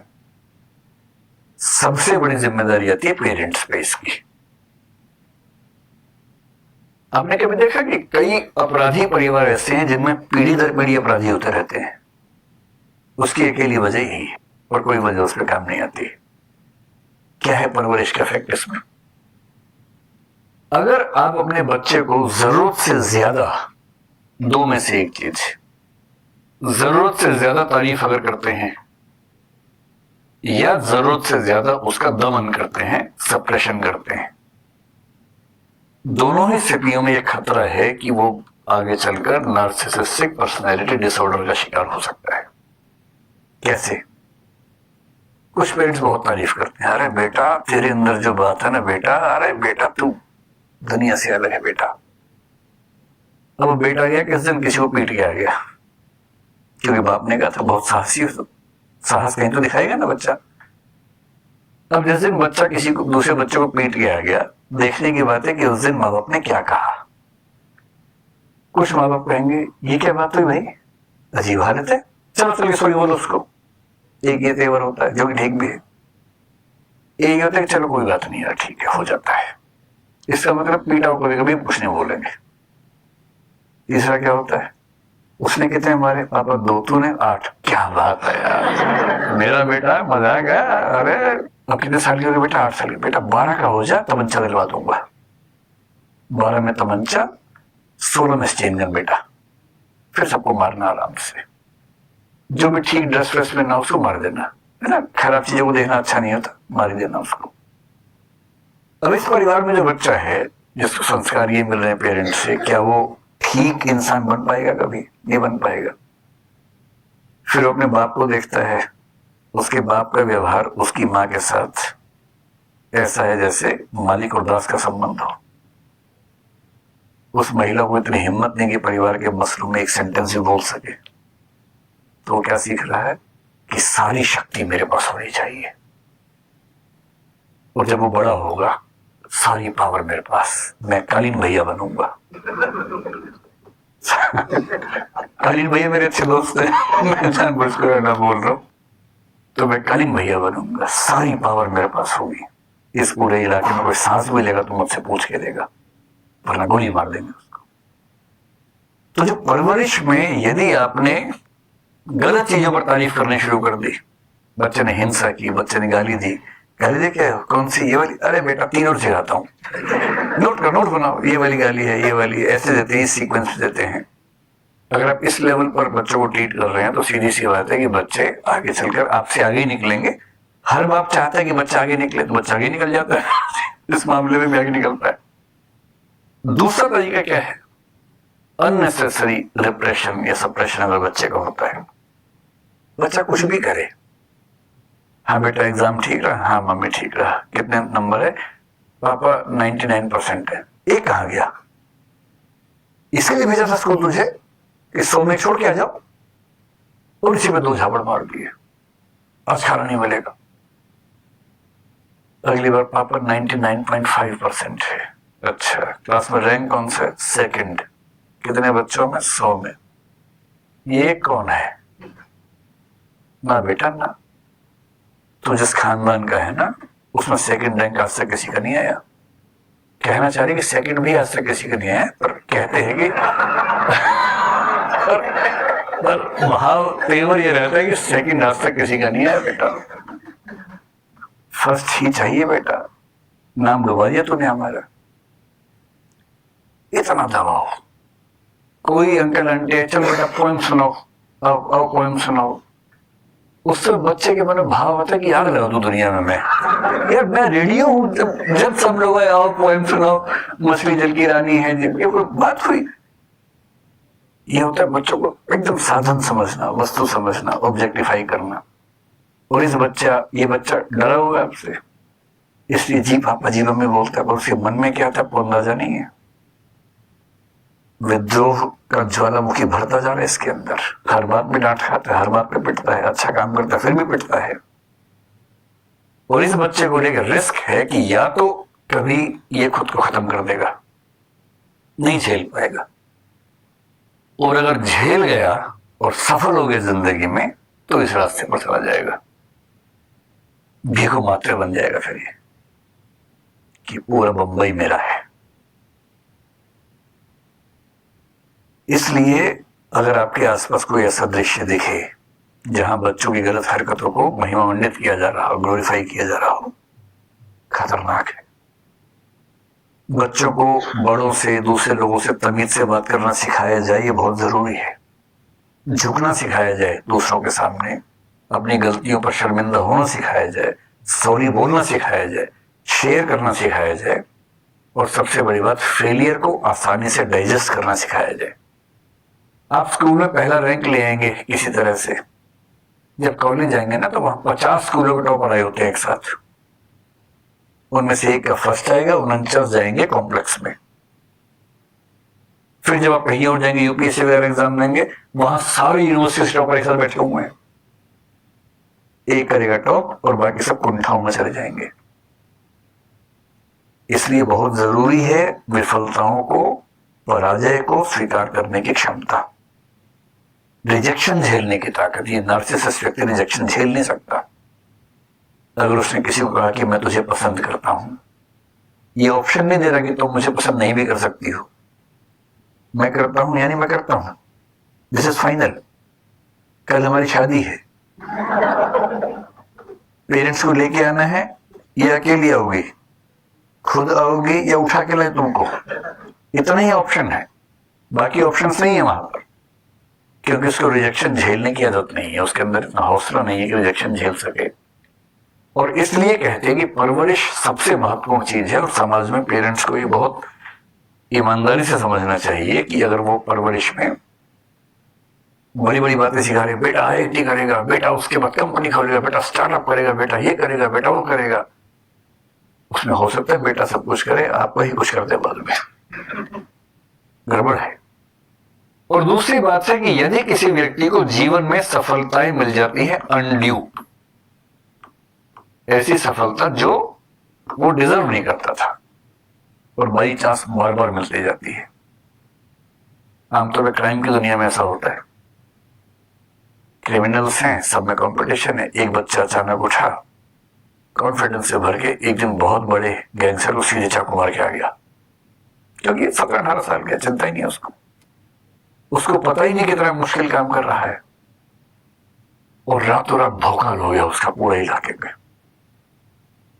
और एक दिन में 17 साल का बच्चा अचानक, मतलब सब उसका इतना सम्मान, पुलिस के लोग सलाम ठोक रहे हैं अकेले में अंधेरे में आके, बड़े बड़े अपराधी के रियाद से आप हमारे बॉस हैं, वो समझ नहीं पा रहा क्या हो गया। ये सोशल मीडिया में भी होता है, आपने एक कुछ गाया वाया, कुछ पोस्ट लिखी, कोई डांस किया, अचानक वो वायरल हो गया, कई लाखों करोड़ों लोगों ने आपका देखा वीडियो, लाइक किया और कहा वाह वाह वाह वाह वाह। ये इस व्यक्ति के खत्म होने की शुरुआत है। अब क्या होगा, ये इतना ऊपर चढ़ गया चने के झाड़ पे, इसका उतरना बड़ा मुश्किल है वापस। अब ये चाह रहा है कि मैं फिर से ऐसा डांस करूं, फिर से ऐसे लाइक्स हैं, फिर से आते नहीं है, वो एक ही बार आते हैं, बाई चांस आते हैं। अगली बार आप डांस करेंगे वैसा, तो वैसा नहीं हो पाएगा, उसमें ओरिजिनलिटी नहीं आ पाएगी, और कर भी देंगे तो लोग कहेंगे हाँ हाँ ये वैसा ही है, वैसा ही है। और 1 करोड़ लाइक्स के बदले रह गए 10,000 लाइक्स। उसके पहले 5 भी नहीं आते थे, पर बेंचमार्क आपका 5 नहीं है, बेंचमार्क हो गया 1 करोड़। और अब डिप्रेशन की ओर जा रहे हैं, एंग्जाइटी की ओर जा रहे हैं। आप बार बार चाह रहे हैं मैं उस चीज को दोहरा सकूं जो दोहराना संभव नहीं है, क्योंकि सोशल मीडिया की दुनिया में रोज नया स्टार बनना है, कोई सुंदर व्यक्ति कल आएगा, अचानक कुछ कर देगा, लोग उसके पीछे दीवाने हो जाएंगे। आपकी सुंदरता एक बार देख ली। ऐसे कई लोग हमने देखे पिछले 10 साल में जो सड़क पर थे, गरीब थे, अच्छा गाने गाते थे, अचानक पॉपुलर हुए, पॉपुलैरिटी झेल नहीं पाए और उसके बाद सब खत्म हो गया। ये एक ट्रैप होता है, ट्रैप। इस ट्रैप को, ये जो अनड्यू सक्सेस होती है, और अगर ये 2-3 बार मिल जाए लगातार, तब तो संभालना बड़ा मुश्किल काम है।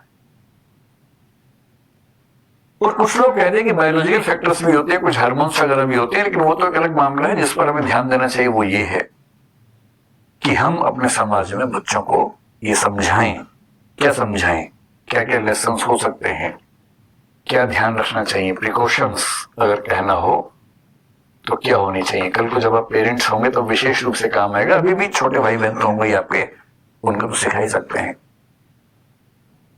सबसे पहले सिखाना है कि रिजेक्शन भी सीखें,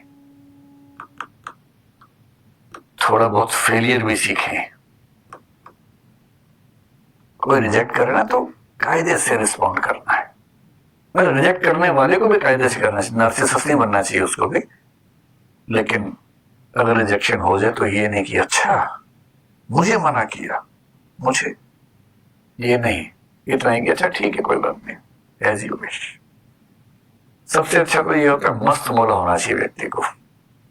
आपने किसी को प्रपोज किया, उसने रिजेक्ट कर दिया, शिफ्ट डिलीट मारिए दिमाग से, और 4 दिन बाद कोई पूछे कि उसने रिजेक्ट किया था, याद आती है, और आप कहें कौन, किसकी, कौन है ये? अरे तू नहीं, कोई और सही। ऐसा क्या, इतनी बड़ी दुनिया में क्या मतलब है किसी एक व्यक्ति के पीछे पागल होने से? ऐसी फेलियर सस्ता से ठीक है भाई, हर आदमी कैसे सफल हो सकता है हर चीज में, ठीक है। हमने कोशिश की, 50 बच्चे क्लास में पढ़ते हैं, मैंने कोशिश की पर मेरा 8वां रैंक आया। मैं 42 से ऊपर हूं, मैं ये भी तो देखूंगा। 7 से पीछे हूं, ठीक है, एक पक्ष ये भी है, पर 42 से ऊपर भी हूं। दोनों के बीच में मेरा सेल्फ एग्जिस्ट करता है, तो उस सेल्फ को मैं समझूंगा। तीसरी बात है कि ये वाला संस्कार की विनम्रता के साथ अपने बड़ों से और बाकी लोगों से भी, केवल बड़े ही क्यों, किसी के साथ भी पेश आने की जो तमीज है वो तमीज तो होनी चाहिए। डेमोक्रेटिक बिहेवियर का एक मतलब क्या होता है कि जब आप कुछ कहें तो आपको अपना विरोधी पक्ष सुनने की क्षमता होनी चाहिए। भाई आपकी राय से सब लोग क्यों सहमत होंगे? कोई आपको बता सके कि सर आपकी बात ठीक है पर मुझे ये बातें सहमति की नहीं लग रही है आपसे। ये ना हो कि अगर ये बोला तो मैं पिटूंगा उसके बाद, नहीं।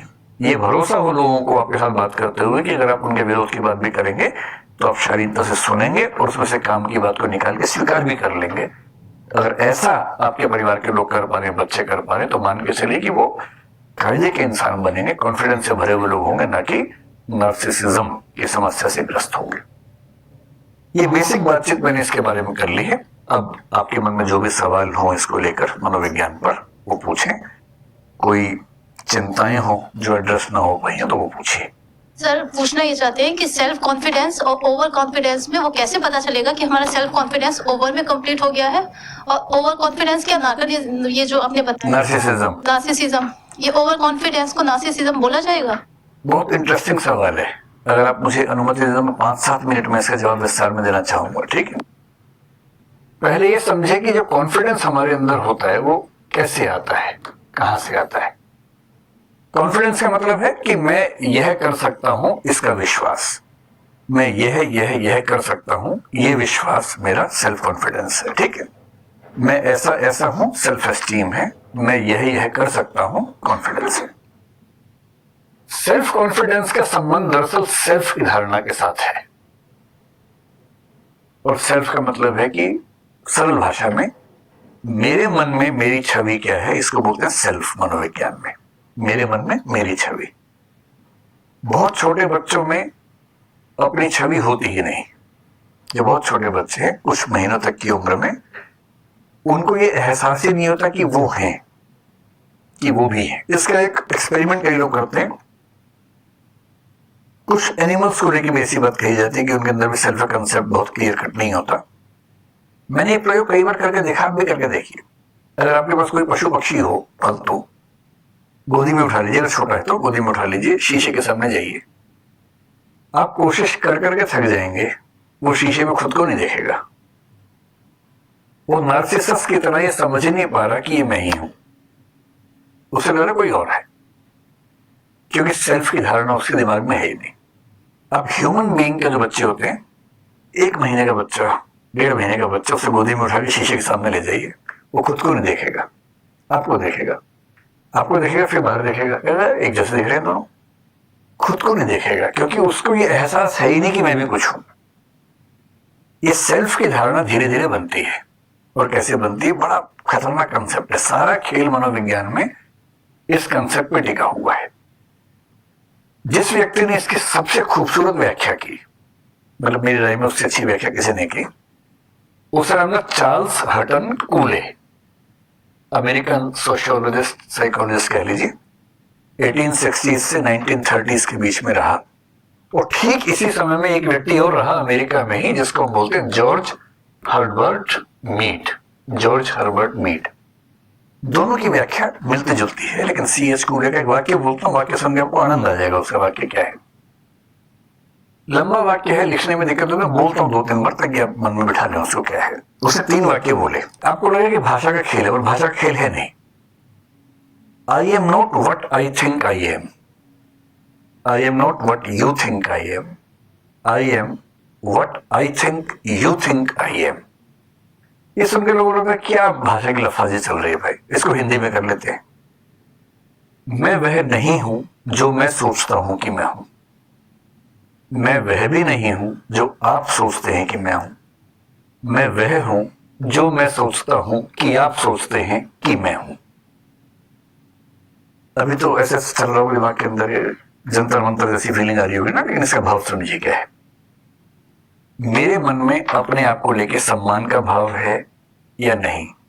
कुछ लोग आत्म अपमान से भरे होते हैं, हमेशा खुद को कोसते रहते हैं कि मेरे अंदर ये नहीं है, मेरे अंदर वो नहीं है, मैं तो पागल हूं, मैं तो ये हूं। हमेशा खुद को खारिज करते रहते हैं, वो उनका सेल्फ है।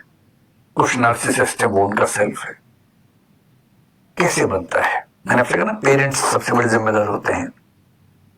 उसी पेरेंट्स वाली बात को G.H. मीड ने एक शब्द दिया, जिसको बोलते हैं, जो स्पेशलाइज्ड अदर्स कह लीजिए, या 1-2 शब्द और चलते हैं इसके लिए।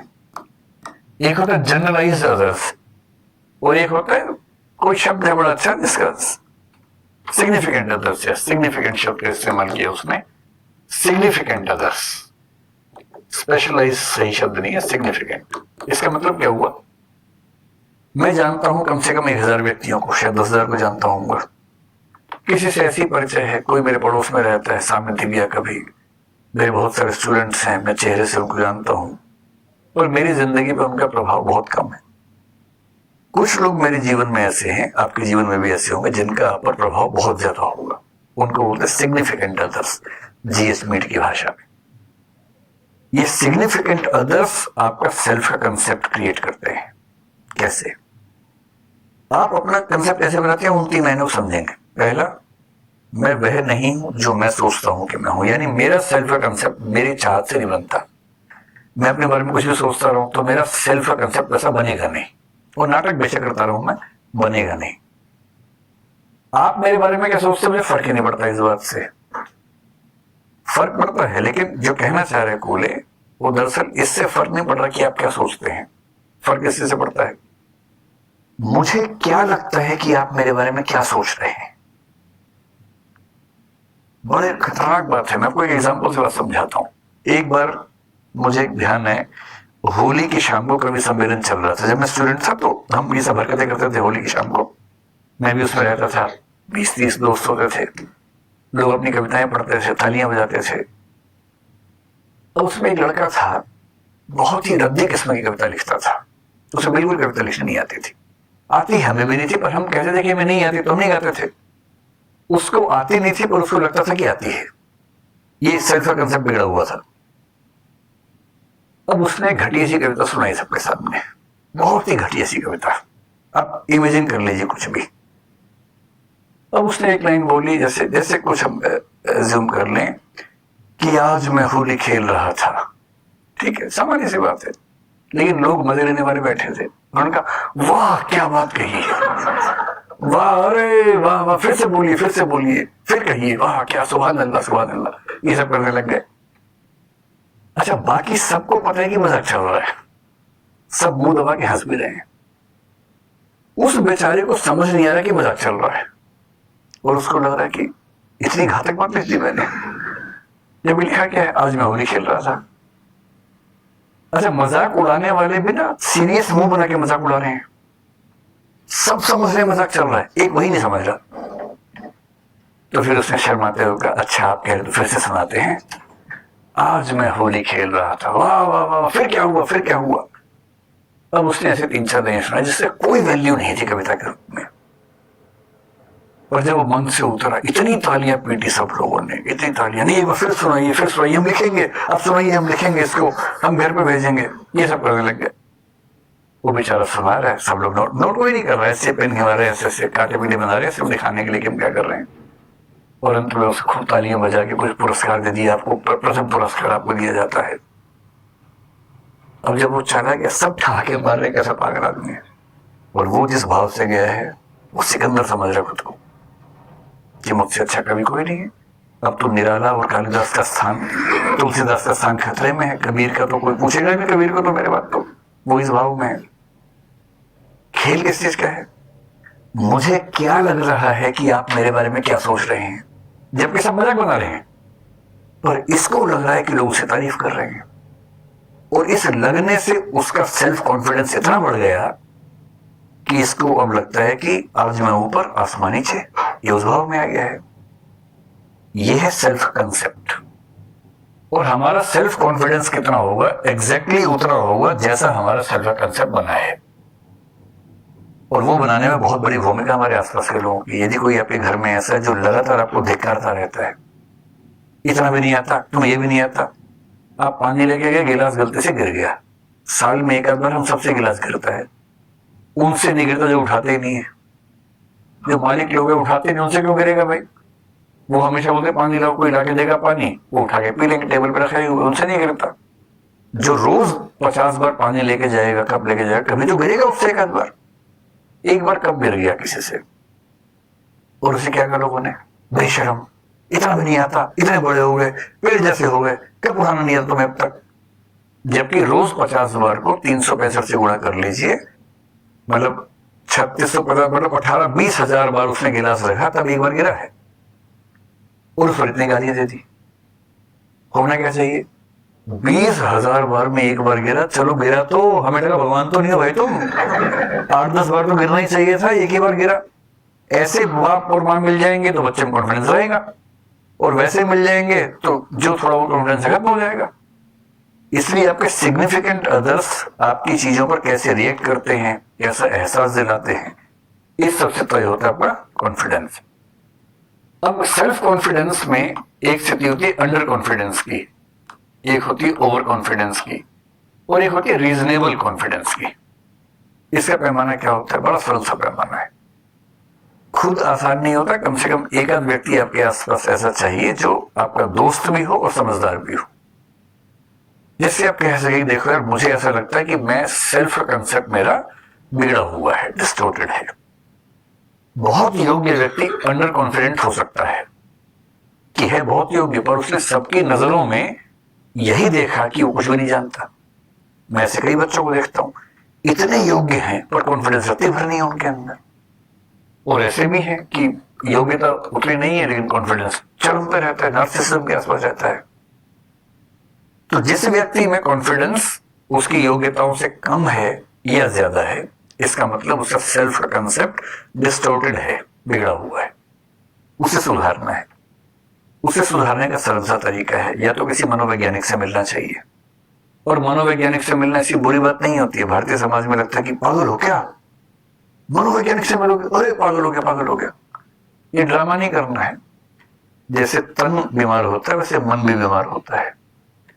तन बीमार हुआ, खट से डॉक्टर के पास चले गए, मन बीमार हुआ, उसको लेके घूम रहे हैं ऐसे। क्या मतलब है इस बात का? किसी बढ़िया मनोवैज्ञानिक से मिलना उतना ही जरूरी है जितना खांसी होने पर डॉक्टर से मिलते हैं। कोविड हुआ, इंजेक्शन लगवाने गए, तो मन में तो बीमार होता है। किसी ऐसे समझदार व्यक्ति से मिलकर उससे पूछना चाहिए। वो क्या करेगा, वो आपकी क्षमताओं को टेस्ट करेगा और फिर वो ये देखेगा, बहुत सारी स्टेटमेंट्स पे ऐसे टेस्ट लेके देखेगा कि आपका कॉन्फिडेंस कितना है और आपका कॉन्फिडेंस आपकी क्षमताओं से मैच करता है कि नहीं मैच करता है। अगर मनोवैज्ञानिक से न भी मिलने का मन हो, कोई समझदार व्यक्ति ऐसा कर सकता है। बस 2-4 दिन आपके साथ बातचीत करे ठीक से, और वो अंदाजा लगा पाएगा कि आपकी जो क्षमताएं हैं, आपका कॉन्फिडेंस उससे बहुत ज्यादा या बहुत कम तो नहीं, थोड़ा बहुत ऊपर नीचे तो स्वाभाविक बात है, बहुत ज्यादा या कम है तो गड़बड़ है।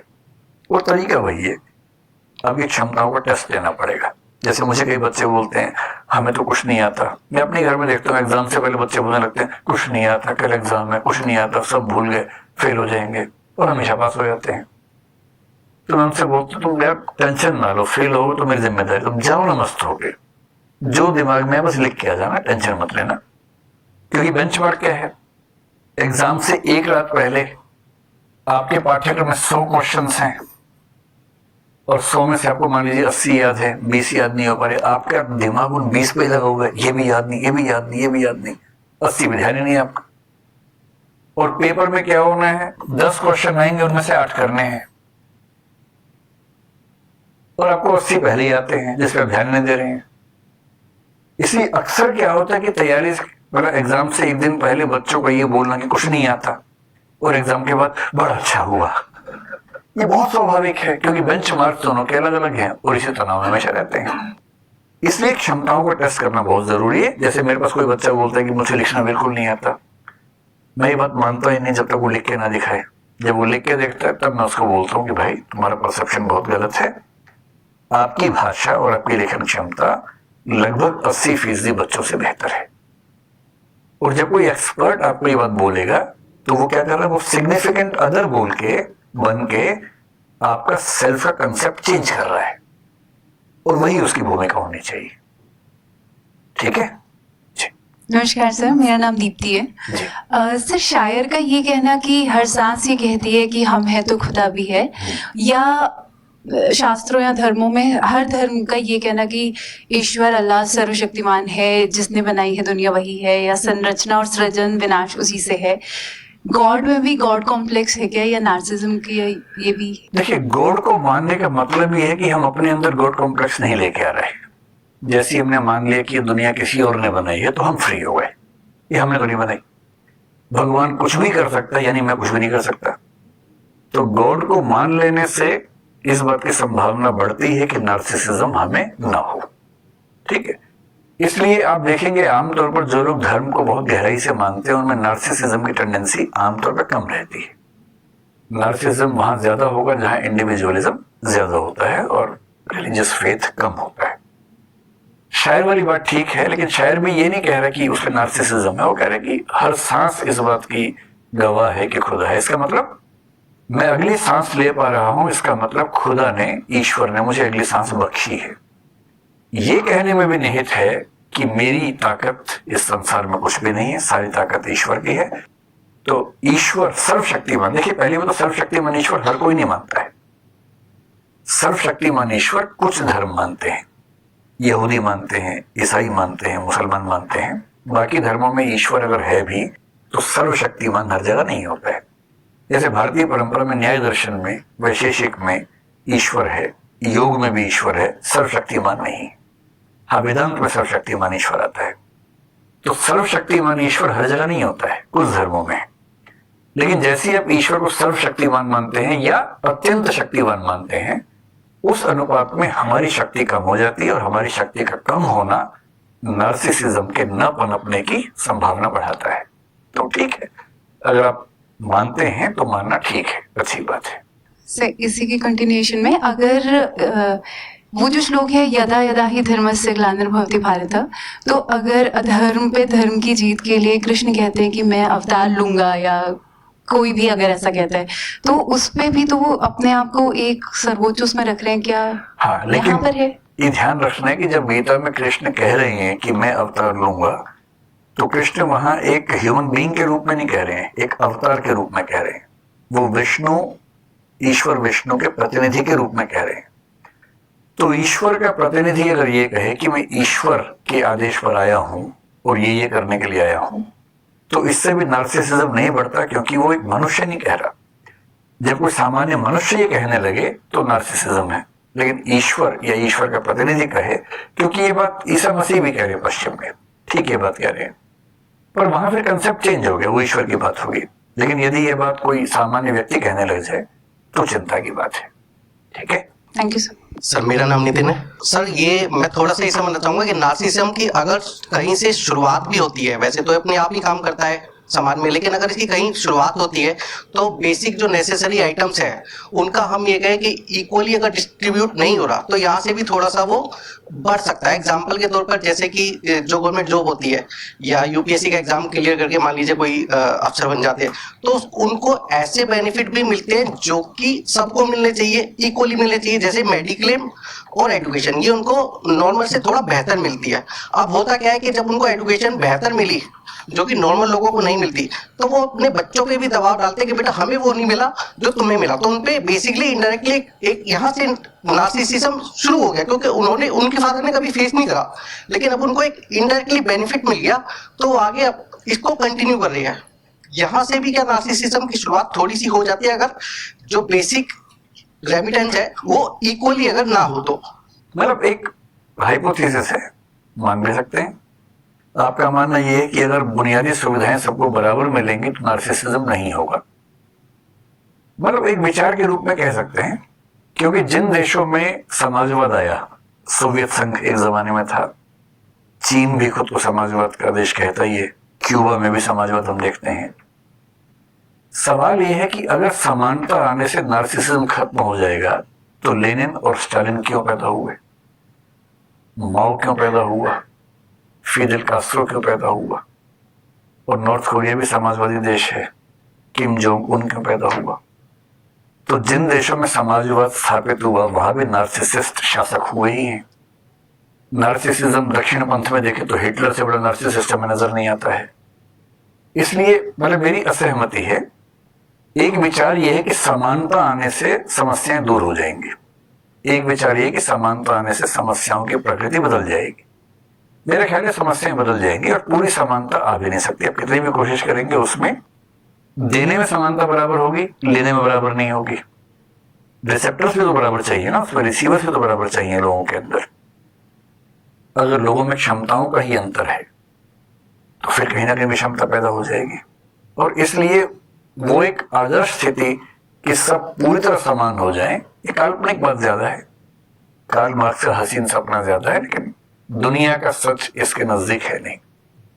मार्क्सवाद में, समाजवाद में सबसे बड़ी कमी है कि उसने मनोविज्ञान के पक्ष को बहुत गौण समझा, जबकि मनोविज्ञान गौण है नहीं, बहुत महत्वपूर्ण है। और मनोविज्ञान का एक पक्ष ये भी है कि हर व्यक्ति से अंतर होते हैं, अंतराल होते हैं, गैप्स होते हैं।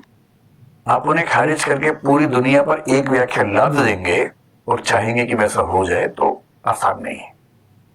इसलिए ये ठीक है कि एक समता मूलक समाज में नार्सिसिज्म की संभावना कम होगी, यहां तक बात समझ में आती है। लेकिन ये मान लेना कि एक समता मूलक समाज में नार्सिसिस्ट कोई होगा ही नहीं, मेरे ख्याल से ऐसा नहीं है। वहां भी होंगे, क्योंकि मनोवैज्ञानिक अंतर तो बने रहेंगे ना उसके बाद भी, भौतिक ना भी रहे तो। सर मेरा नाम रोहित गुप्ता है, मैं दिल्ली से ही हूँ। मेरा प्रश्न ये है सर, सोशल मीडिया का इम्पैक्ट बच्चों में तो है, हम में तो है, बट जो हमारे बड़े हैं उनमें भी अब बहुत ज्यादा हो गया है। तो जैसे हमारे घर में स्मार्ट टीवी है, तो जब से वाईफाई लगा है और वो यूट्यूब उस पर आया है, तो मेरी मम्मी बहुत ज्यादा इमोशनल है, बहुत माएँ होती हैं, तो वो बहुत ज्यादा, जैसे अभी आपने बताया था कि स्पिरिचुअल जो नार्सिज्म है वो बहुत ज्यादा उस यूट्यूब के थ्रू, उस चीजों से शॉर्ट्स वीडियो बहुत ज्यादा फैल रहे हैं, वो उसमें ज्यादा बहुत ज्यादा देखती होंगे ना, तो उनके थोड़े चैनल चेंज कर दो बस, बाकी सब बढ़िया है। तो उन चीजों को समझाया, बताया, यहाँ तक कि मैंने चैनल चेंज किए, जैसे आपकी चीजें दिखानी शुरू की, कई चीजें फर्क पड़ता है। लेकिन फिर भी सर वो चीजें उस तरीके से नहीं हो पाती, तो क्या सॉल्यूशन होना चाहिए कि एक इमोशनल व्यक्ति को, हमसे बड़े को, उनको कैसे समझाया जाए? पहली बात तो ना, जो वरिष्ठ नागरिक है उनके लिए सोशल मीडिया वरदान ज्यादा है, अभिशाप कम है। मैं तो सबके लिए ऐसा मानता हूं, लेकिन मैं ये कहता हूं कि उसकी लिमिट्स होनी चाहिए। देखो, जो बड़ी उम्र के लोग हैं, आपकी मम्मी हैं, पापा हैं, अगर रिटायर्ड हैं तो उनके सामने सबसे बड़ा संकट है पूरा दिन कैसे गुजारें।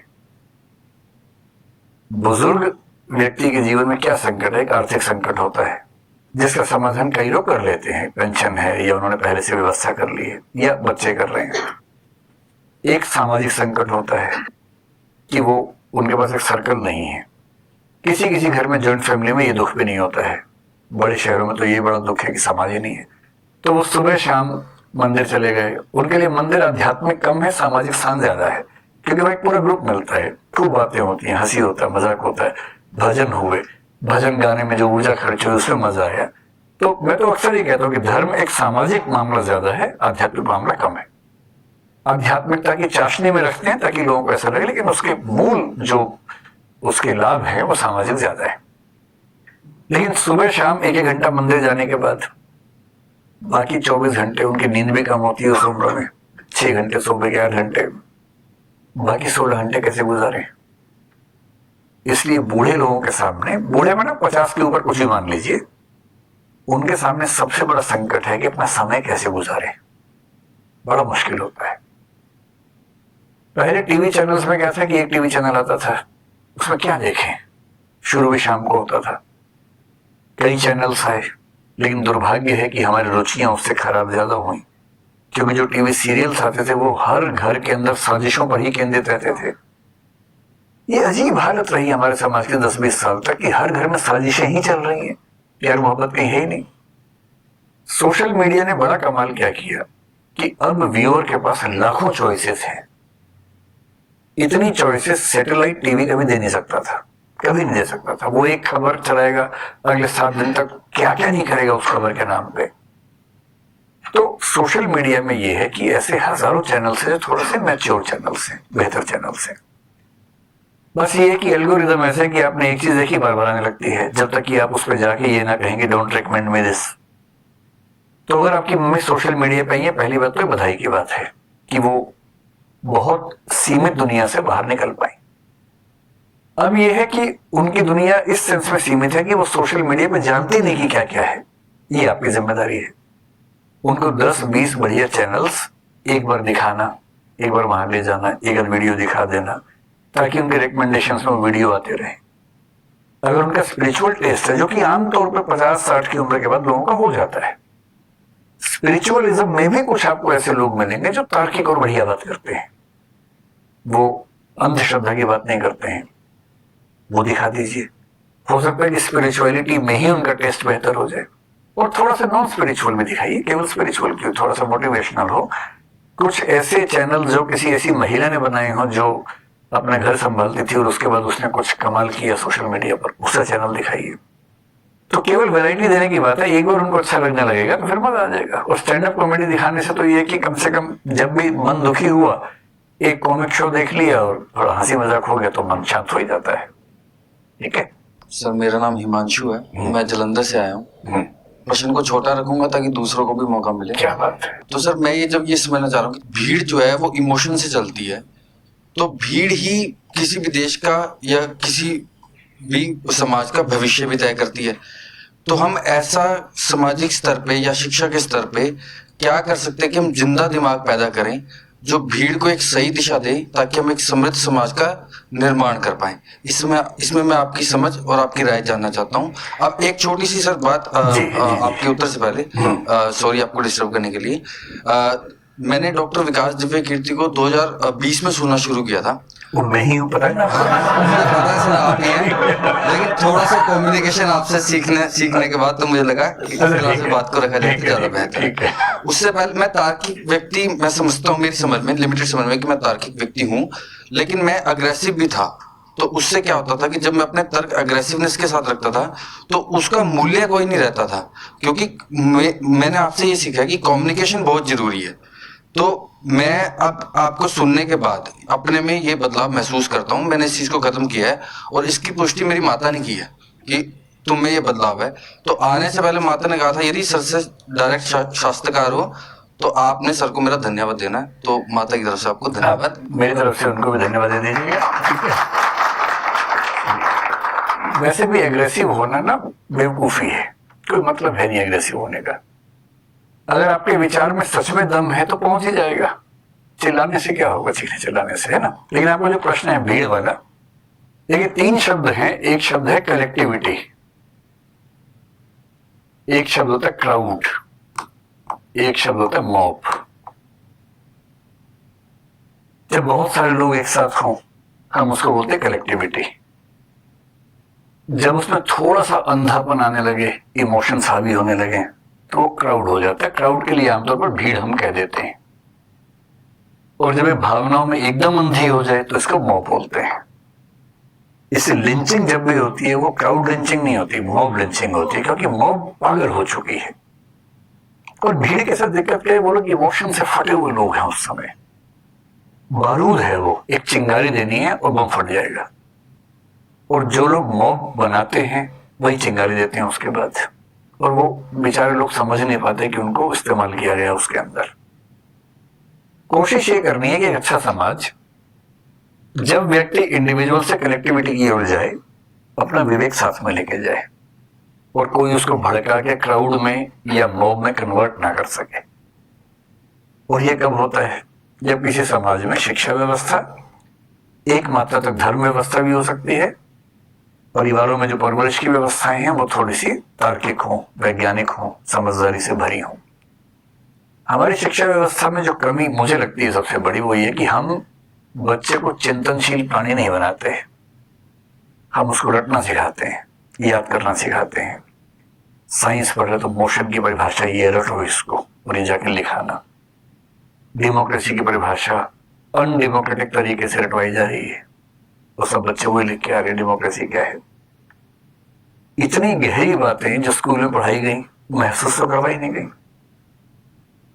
क्लासरूम में टीचर और विद्यार्थी का संबंध शासक और शासित जैसा ज्यादा रहता है। अधिकांश स्कूलों में बच्चों को सवाल पूछने की आजादी नहीं है, उसको पिटाई का खतरा उनको होता है।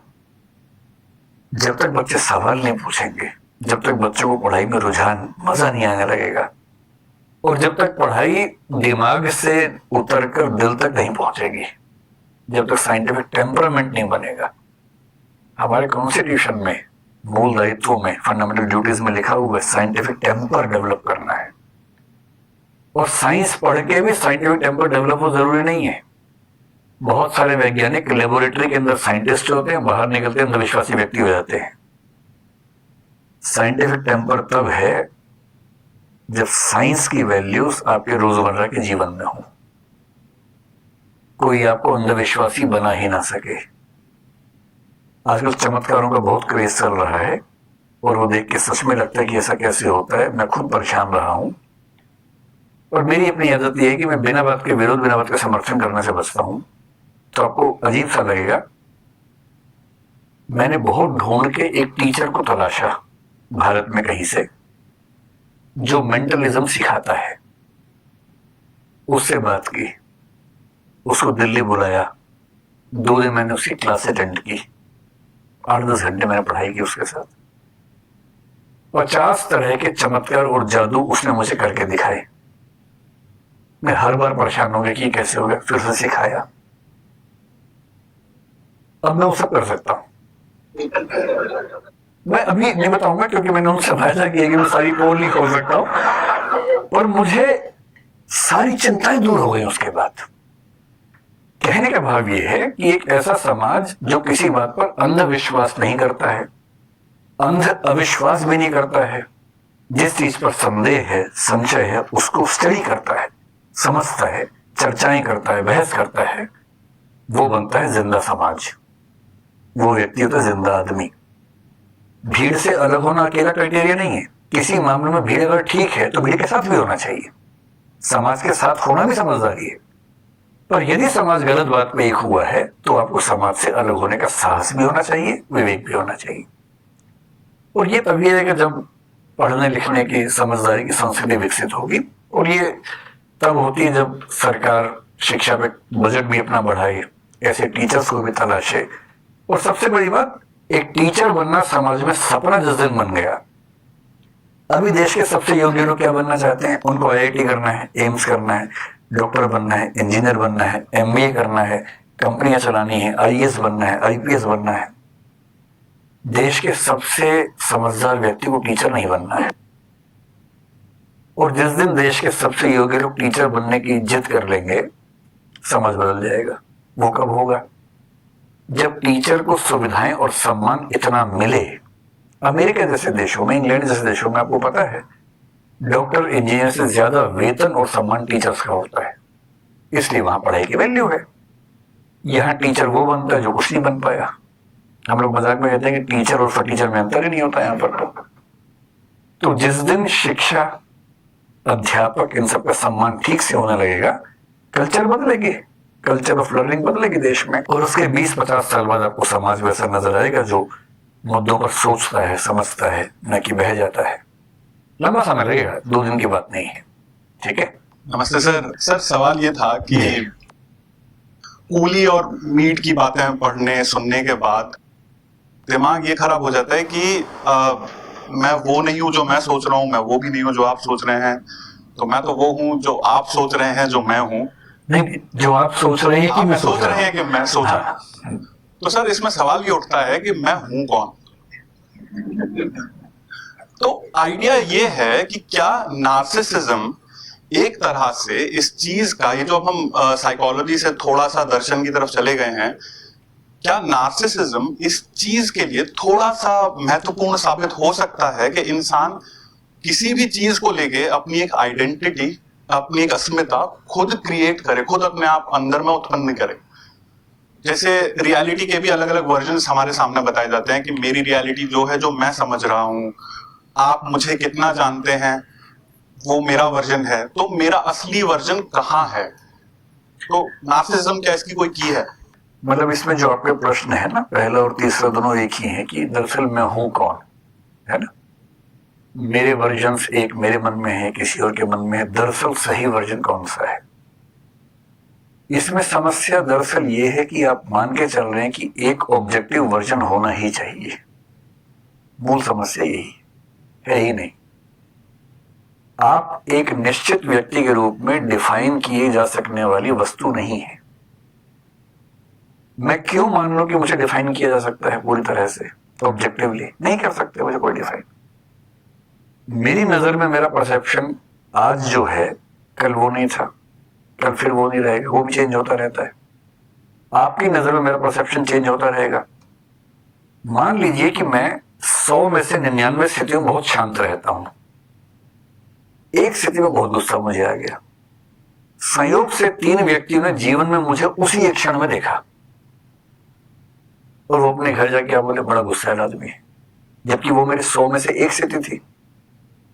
ऐसे हजारों परसेप्शंस मेरे बारे में हैं, मेरे अपने परसेप्शंस मेरे बारे में हैं। मैं ये जिद क्यों ठानूं कि मेरे बारे में एक निश्चित परसेप्शन या निश्चित रियलिटी होनी ही चाहिए? इसको मनोविज्ञान में आजकल बोलते हैं कि फ्लूइड आइडेंटिटी है। हम सबकी आइडेंटिटी फ्लूइड है, तरल है, कुछ नहीं है। पानी को गिलास में डालेंगे तो गिलास जैसा हो जाएगा, कटोरी में डालेंगे तो कटोरी जैसा हो जाएगा। तो हम सबका जो मैं है वो फ्लूइड है, फिक्स नहीं है। दूसरा जवाब कहना है कि मैं हूं कौन। यहां मैं का मतलब, जो मैं है उसके 2 मतलब होते हैं। मनोविज्ञान में या साइकोलॉजी में मैं का मतलब छवि से है। जो हम सेल्फ की धारणा कहते हैं, इसका मतलब मेरे मन में मेरी छवि क्या है। और दर्शन में मैं का मतलब होता है कि सत्ता या एग्जिस्टेंस, कि अगर मैं कहता हूं कि मैं हूं तो मैं का मतलब क्या? शरीर तो मर जाता है, और अगर शरीर ही मैं है तो पहले मैं इतना सा था, इतना बड़ा हो गया, बाद में बूढ़ा हो जाऊंगा। जो चेंज हो रहा है इसमें से मैं कौन है? कहीं ऐसा तो नहीं कि शरीर नहीं, कोई स्थायी वस्तु अंदर है, आत्मा, वो मैं है। कई लोग ये मानते हैं कि मैं का मतलब आत्मा है। अब जो आत्मा भी नहीं मानते वो क्या माने? जैसे बुद्ध है, आत्मा भी नहीं मानते, या सारवाट नहीं मानते, पश्चिम में कई लोग नहीं मानते। इस क्वेश्चन को फिलोसफी में कहते हैं the question of personal identity, कि एक व्यक्ति को जीवन भर एक व्यक्ति के रूप में क्यों जाना गया। मैं अपना नाम अगर बोलूं, आज से 30 या 40 साल पहले एक छोटा सा बच्चा था, उसका वही नाम था जो आज मेरा नाम है। ये कैसे हुआ कि एक बच्चा बड़ा हो गया लेकिन नाम वही है, जबकि एक ही सत्ता कैसे माने इसको? एकदम अलग है, हुलिया हुलिया सब अलग हो गया। इस प्रॉब्लम का नाम पर्सनल आइडेंटिटी, और इसका जवाब दरअसल दुनिया में आज तक किसी के पास है नहीं। क्योंकि आत्मा अगर निश्चित रूप से सब लोग मानते तो शायद जवाब हो जाता, पर साइंस भी ये साबित करने के आसपास है कि बहुत आसान नहीं है साबित करना इसको, कि मानना आसान नहीं। तो अंत में लिंग्विस्टिक फिलोसफर्स में से कुछ ने, स्ट्रॉसन नाम के दार्शनिक ने कहा कि ये प्रश्न ही अवैध है, ये केवल भाषाई गलती है। ये बात बौद्धों ने भी कही थी संकेत के रूप में कि नदी नहीं होती है। नदी क्या होती है? पानी की असंख्य बूंदें प्रवाह में चल रही हैं, आप उन सबको मिला के एक नाम दे दीजिए नदी। नदी केवल एक नाम है। ऐसे ही आप या मैं केवल एक नाम है। असंख्य परिवर्तनों को एक रूप में बांधने की कोशिश में हमने एक नाम दे दिया। नॉमिनलिज्म इस विचार को बोलते हैं, अपोहवाद भी कुछ लोग बोलते हैं। सिर्फ इतनी कोशिश। इसलिए जब आप कह रहे हैं ना कि मैं कौन है, अगर मैं का सवाल साइकोलॉजी में है तो सेल्फ की छवि का सवाल है, और वो मैंने कहा फ्लूइड है, हजारों छवियां बनती रहेंगी, एक एवरेज उसका निकल जाता है समाज के दिमाग में, वो एवरेज रहता है। उसके बाद भी कुछ लोग उस एवरेज से अच्छा, कुछ एवरेज से बुरा को मानेंगे, इसमें कुछ नहीं कर सकते। और मैं की सत्ता आज तक किसी को नहीं पता लगा कौन है, तो हम भी जिज्ञासु व्यक्ति हैं। और मैं तो हमेशा ये कहता हूँ कि फिलोसफी पढ़ो, साइकोलॉजी पढ़ो, तो निष्कर्ष ढूंढने की जिद मत करना। आज तक निष्कर्ष नहीं मिला, ये भी एक निष्कर्ष है, और यदि आप इस निष्कर्ष तक ठीक से पहुंच गए तो ज्ञान और विनम्रता दोनों साथ में रहेंगे। वरना ज्ञानी आदमी में नार्सिसिस्ट होने की बहुत टेंडेंसी होती है। वो अपना सिद्धांत बनाता है, फिर फूल जाता है कि यही अंतिम सच है। कोई अंतिम सच नहीं है भाई, सबको अपनी अपनी राय लगता है कि ठीक है, भविष्य तय करेगा क्या सच है। ठीक है। नमस्कार सर, मेरा नाम शशांक कश्यप है। सर मेरा सवाल ये है कि आज एक कल्चर बहुत ज़्यादा चला हुआ है यूएस के अंदर, जिसे कहते हैं सेल्फ लव। यानी कि सेल्फ लव के माध्यम से वो ये कहना चाहते हैं कि हम जैसे भी है खुद को स्वीकार करें। पर कभी कभी ऐसा भी होता है सर कि जो सेल्फ लव होता है वो काफ़ी सेल्फ हार्मिंग भी होता है। क्योंकि अगर कोई व्यक्ति जिसकी सेहत बहुत ज़्यादा ख़राब है, जो काफ़ी ज़्यादा ओबेसिटी का शिकार है, अगर वो इस बात को स्वीकारे ना कि वो ओबेसिटी का शिकार है, और वो ये मान के चले कि वो सेल्फ लव में अपने आप को जैसा है वो सही मान ले, तो ये भी तो सर गलत है। ठीक बात है। एक शब्द ये बता रहे हैं कि आजकल अमेरिका में एक मूवमेंट चल रहा है सेल्फ लव का। इसमें 2-3 शब्द और भी हैं। एक होता है सेल्फ एस्टीम, एक होता है सेल्फ एप्रिसिएशन, और एक होता है सेल्फ कॉन्फिडेंस। इन चारों में ना थोड़ा सा रिलेशनशिप भी हमें समझ में आनी चाहिए, तो कंफ्यूजन कम होते हैं उसके बाद। सेल्फ लव का मतलब तो ये होता है कि हम अपने आप से प्रेम करें, हम जैसे भी हैं।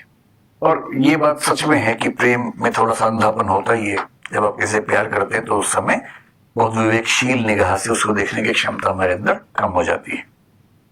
सेल्फ एस्टीम बेहतर शब्द है। अगर आप मुझसे पूछें तो मैं कहूंगा सेल्फ लव के बदले सेल्फ एस्टीम पर फोकस ज्यादा होना चाहिए। सेल्फ एस्टीम का मतलब ये होता है आत्मसम्मान के नजदीक है, सेल्फ रेस्पेक्ट के नजदीक है। इसका मतलब ये हुआ कि मैं जो हूं उसे मैं सहजता से स्वीकार कर सकूं। मुझे अपनी अच्छाइयों का भी पता हो, और ये भी पता हो कि मेरी अच्छाइयां बाकियों की तुलना में कितनी हैं। कुछ लोग मुझसे ज्यादा अच्छे इस मामले में हैं, कुछ इस मामले में मुझसे कमजोर हैं, और मुझे अपना सही स्टेटस पता हो, अपनी कमजोरियां भी पता हो। अपनी कमजोरियों को दूर करने का प्रयास भी मैं कर रहा हूं, और मैं अपने उस प्रयास को लेके भी अपने प्रति गौरव का भाव महसूस कर सकूं। तो सेल्फ एस्टीम एक ऐसा कंसेप्ट है जिसमें अपने आप से प्रेम करने के साथ अपनी कमियों को स्वीकार करने का आग्रह भी है, कमियों को दूर करने का आग्रह भी है। इसलिए अगर आप मुझसे पूछेंगे तो self love can lead to narcissism, लेकिन सेल्फ एस्टीम पर फोकस करते रहें तो बेहतर होता है। अपनी कमियां, अच्छाइयां, इन सबको समझना, उनके साथ सहज होना कि भाई ये व्यक्ति मुझसे अच्छी बांसुरी बजा लेता है, मैं नहीं बजा पाता, कोई बात नहीं, मैं इससे बेहतर ये काम कर लेता हूं। हर व्यक्ति हर काम नहीं कर सकता। तो अपनी अच्छाइयों और कमियों के टोटलिटी के साथ सहज होना और उसे बेहतर करने की कोशिश करते रहना, सेल्फ इंप्रूवमेंट करते रहना, वो ज्यादा अच्छा तरीका है। तो मैं आपसे सहमत हूं कि सेल्फ लव में घातक स्थितियां हो सकती हैं। लेकिन बॉडी शेमिंग आजकल एक नया शब्द चल पड़ा है पश्चिम में, कि अगर कोई व्यक्ति मोटा है, मान लीजिए छोटा है, मतलब उसके शरीर में कुछ भी ऐसा है जो सामान्य दिखने वाले व्यक्तियों से अलग है, तो उसे उसके लिए शर्मिंदा करना अच्छी बात नहीं। लेकिन यदि मेरे शरीर में कोई व्याधि है, बीमारी है, जिसको मैं ठीक कर सकता हूं, और यदि मुझे उसके लिए भी कोई नहीं टोक रहा है तो चिंता की बात है। अगर कोई बच्चा मोटा है, अगर कोई बच्चा मेहनत कम करता है और पेरेंट्स उसको थोड़ा बहुत टोक रहे हैं, तो ये बॉडी शेमिंग का मामला नहीं है, ये उसको प्रेरित करने का मामला है। उतना तो होना चाहिए। लेकिन यदि मान लीजिए कोई व्यक्ति बहुत मोटा है इसलिए कि उसके हार्मोन्स का बैलेंस बिगड़ा हुआ है, उसके हाथ में नहीं, तब वो फिर आलोचना का विषय नहीं होना चाहिए। उसकी निजता का सम्मान पूरा होना चाहिए उस समय। और हम लोग इस मामले में थोड़ा अभी कमजोर समाज कई बार बनते हैं। हमारे यहाँ जो दिव्यांग लोग हैं उनका मजाक बनाया जाता है।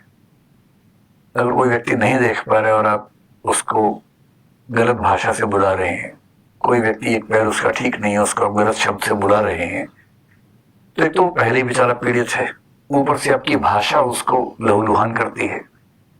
ये बॉडी शेमिंग के गंदे उदाहरण हैं जो हमारे समाज में भी ठीक ठाक दिखते हैं। ठीक है सर, मेरा नाम क्षितिज है। सर, मेरे 2 सवाल है। एक तो है कि आजकल सोशल मीडिया स्पेसिफिकली, मैं स्पेसिफिक बोलता हूँ, सेल्फी कितना इस नार्सिसिस्ट टेंडेंसी को बढ़ाता है, और दूसरा पश्चिम की सभ्यता में अभी मैंने एक 5-6 महीने पहले एक बुक पढ़ी थी जोनाथन हाइट की, the codling of American mind. वहां पे उन्होंने बोला है कि आजकल उनके एजुकेशनल इंस्टीट्यूशंस है ना, वो भी इस टेंडेंसी को बढ़ाती है। वहां पे सेफ स्पेस, ट्रिगर वार्निंग होती है। तो भारतीय एजुकेशन सिस्टम कितनी इम्यून है, कितना ये कर सकती है और कितना ये स्टार्ट हो गया है? अब पहला सवाल है कि सेल्फी कल्चर इस चीज के लिए कितने जिम्मेदार है। मतलब तकनीक जब आगे आती है तो उसके फायदे नुकसान दोनों होते ही हैं, हर तकनीक के साथ ही होता है। अब जैसे आर्टिफिशियल इंटेलिजेंस आ रही है तो उस पर भी खूब बातें चल रही हैं कि फायदा क्या होगा, नुकसान क्या होगा ना, ऐसे इस पर भी है। जिस दिन कैमरा फोन के अंदर आ गया, फोन के अंदर वॉशिंग मशीन छोड़ के सब कुछ आ ही गया, और वो सब तो बाकी तो सब फोन ही कर लेता है, कैलकुलेटर से लेके गाना सुनना, हर चीज तो फोन पे ही आ गई, आजकल कैमरा भी आ गया। तो पहले कैमरा बनाने वाली कंपनियां खूब प्रॉफिटेबल थी, जिस दिन कैमरा फोन के अंदर घुसा उनका अस्तित्व खत्म हो गया। लंबे समय तक कैमरा फोन के पीछे की तरफ था, उससे आप दूसरों की फोटो खींच सकते थे, अपनी नहीं आती थी। फिर कैमरा सामने भी आ गया। उस दिन से कंसेप्ट आया कि हम अपनी फोटो भी खींच सकते हैं, जो पहले के इतिहास में कभी नहीं था अपनी फोटो खींचने का कंसेप्ट। उसका नाम पड़ गया सेल्फी। तो कुछ लोगों को फोटो खींचने का बहुत शौक है तो खींचते हैं अपनी फोटो, इसमें अपने आप में दिक्कत यहां तक तो नहीं है। लेकिन सच ये है कि आजकल सेल्फी एक मनोरोग के स्तर तक पहुंच चुकी है। मैं तो आज तक सेल्फी नहीं खींची, मुझे पता नहीं कैसे खींचते हैं, लेकिन मैं अपने आसपास जब देखता हूँ, बच्चों को भी देखता हूँ, मनोरोग की स्थिति तक मामला चला गया है। कई बार मैं देखता हूँ कोई वजह नहीं है, ऐसे कहीं खड़े होकर मुंह बना के टेढ़ा मेढ़ा फोटो खींच रहे हैं, शायद कहीं पोस्ट करते हो किसी को प्रभावित करने के लिए, लेकिन चिंता वाली बात तो है। और उससे ज्यादा घातक पता क्या है, जैसे मेरा मिलना आजकल कई ऐसे लोगों से होता है जो अच्छे सफल लोग समाज के हैं। मुझे लगता है एक आध जगह मैंने शायद कोई फोटो खिंचवाई होगी अपने शौक से, क्योंकि मेरे घर के कुछ मेंबर्स ने कहा कि फोटो खिंचवा के ना वरना मानेंगे नहीं, तो मैंने खिंचवा ली एक आध फोटो। मतलब मेरी टेंडेंसी फोटो खिंचवाने की नहीं होती, पर अंदर से इच्छा ही नहीं होती, अरुचि होती है फोटो खिंचवाने में। पर मैं इसके लिए खास चीज देख रहा हूं कि जैसे ही आप किसी सेलिब्रिटी को देखें आप खटाक से फोटो खिंचवाने लगते हैं, और वो एक प्रमाण पत्र की तरह है। केवल प्रमाण पत्र नहीं, वो एक विजिटिंग कार्ड की तरह यूज करते हैं हर जगह, ये दिखाने के देखो मैं इनको भी जानता हूं, मैं इनको भी जानता हूं, मैं इनको भी जानता हूं। और जब भी आप किसी सफल व्यक्ति के साथ फोटो खिंचवा रहे हैं, दरअसल आप ये घोषणा कर रहे हैं कि आप बहुत ही छोटे व्यक्ति हैं। क्यों जरूरत है आपको उस फोटो की? क्यों प्रमाण की जरूरत हमें है? क्यों इस बात का मन करता है कि मैं इनके साथ रहा हूं, मिला हूं? इसकी जरूरत क्यों पड़ती है? सेल्फी व्यक्ति को छोटा बनाती है, जो मेरी समझ है। और जिस सेल्फी में आप अकेले हैं वो आपको आत्ममुग्ध बना सकती है। ऊपर से फिल्टर्स यूज कर करके आप इतने सुंदर हो जाते जितने आप हैं नहीं दरअसल कोई भी। तो मेरी व्यक्तिगत राय ये है कि सेल्फी एक लॉन्ग रन में घातक परंपरा हो सकती है, लेकिन इसका समाधान कोई नजर नहीं आ रहा। आप फोन बनाने वाली कंपनियों से ये कहेंगे कि फ्रंट कैमरा ना दो, ये शायद हो नहीं पाएगा, तो बहुत सामान्य चीज हो गई है, आदत का हिस्सा बन गई है। तो इसी उम्मीद पे चल रहा हूं मैं तो कि शायद 2, 4, 10, 20 साल में वो यूफोरिया कम होगा और लोग थोड़े सहज हो जाएंगे। दूसरी बात जो आपने कहा कि अमेरिका के एजुकेशन इंस्टीट्यूशंस में आजकल इस चीज को काफी बढ़ाया जा रहा है, ये बात ठीक है। निजता को बढ़ाना जरूरी है, निजता का अधिकार, पर्सनल स्पेस, पर्सनल चॉइसेस, इनको बढ़ाना जरूरी है। इनको बढ़ाते हुए भी ये एहसास करवाना कि दुनिया आपकी मुट्ठी में नहीं है, आप भगवान नहीं है, आप एक साधारण से इंसान हैं, ये होना जरूरी है। भारतीय समाज के सामने समस्या उतनी बड़ी नहीं है जितनी पश्चिम के सामने है, क्योंकि भारत में कलेक्टिविज्म का महत्व आज भी थोड़ा ज्यादा है, इंडिविजुअलिज्म का महत्व कम है। लेकिन बेंगलोर में, नोएडा की तरफ, गुड़गांव की तरफ जो साइबर सिटीज है, वहां ये समस्या बढ़ती हुई दिखेगी, क्योंकि वो लोग उस सामान्य भारतीय ढांचे से बाहर इंडिविजुअल कल्चर का हिस्सा बनते हैं, तो वहां ये समस्या आपको निकट भविष्य में ज्यादा दिखेगी। इसलिए मैंने कुछ दिन पहले एक वीडियो में कहा था कि गुड़गांव में सबसे ज्यादा युवा काम करते हैं, सबसे सफल लोग हैं, और वहीं स्टैंड अप कॉमेडी एक व्यवसाय है, क्योंकि हंसने के लिए भी आपको कोई किराए का व्यक्ति चाहिए जो हंसाएगा, क्योंकि आपकी जिंदगी में उतनी हंसी है ही नहीं। तो ये तो आएगा वहां पर भी, ठीक है।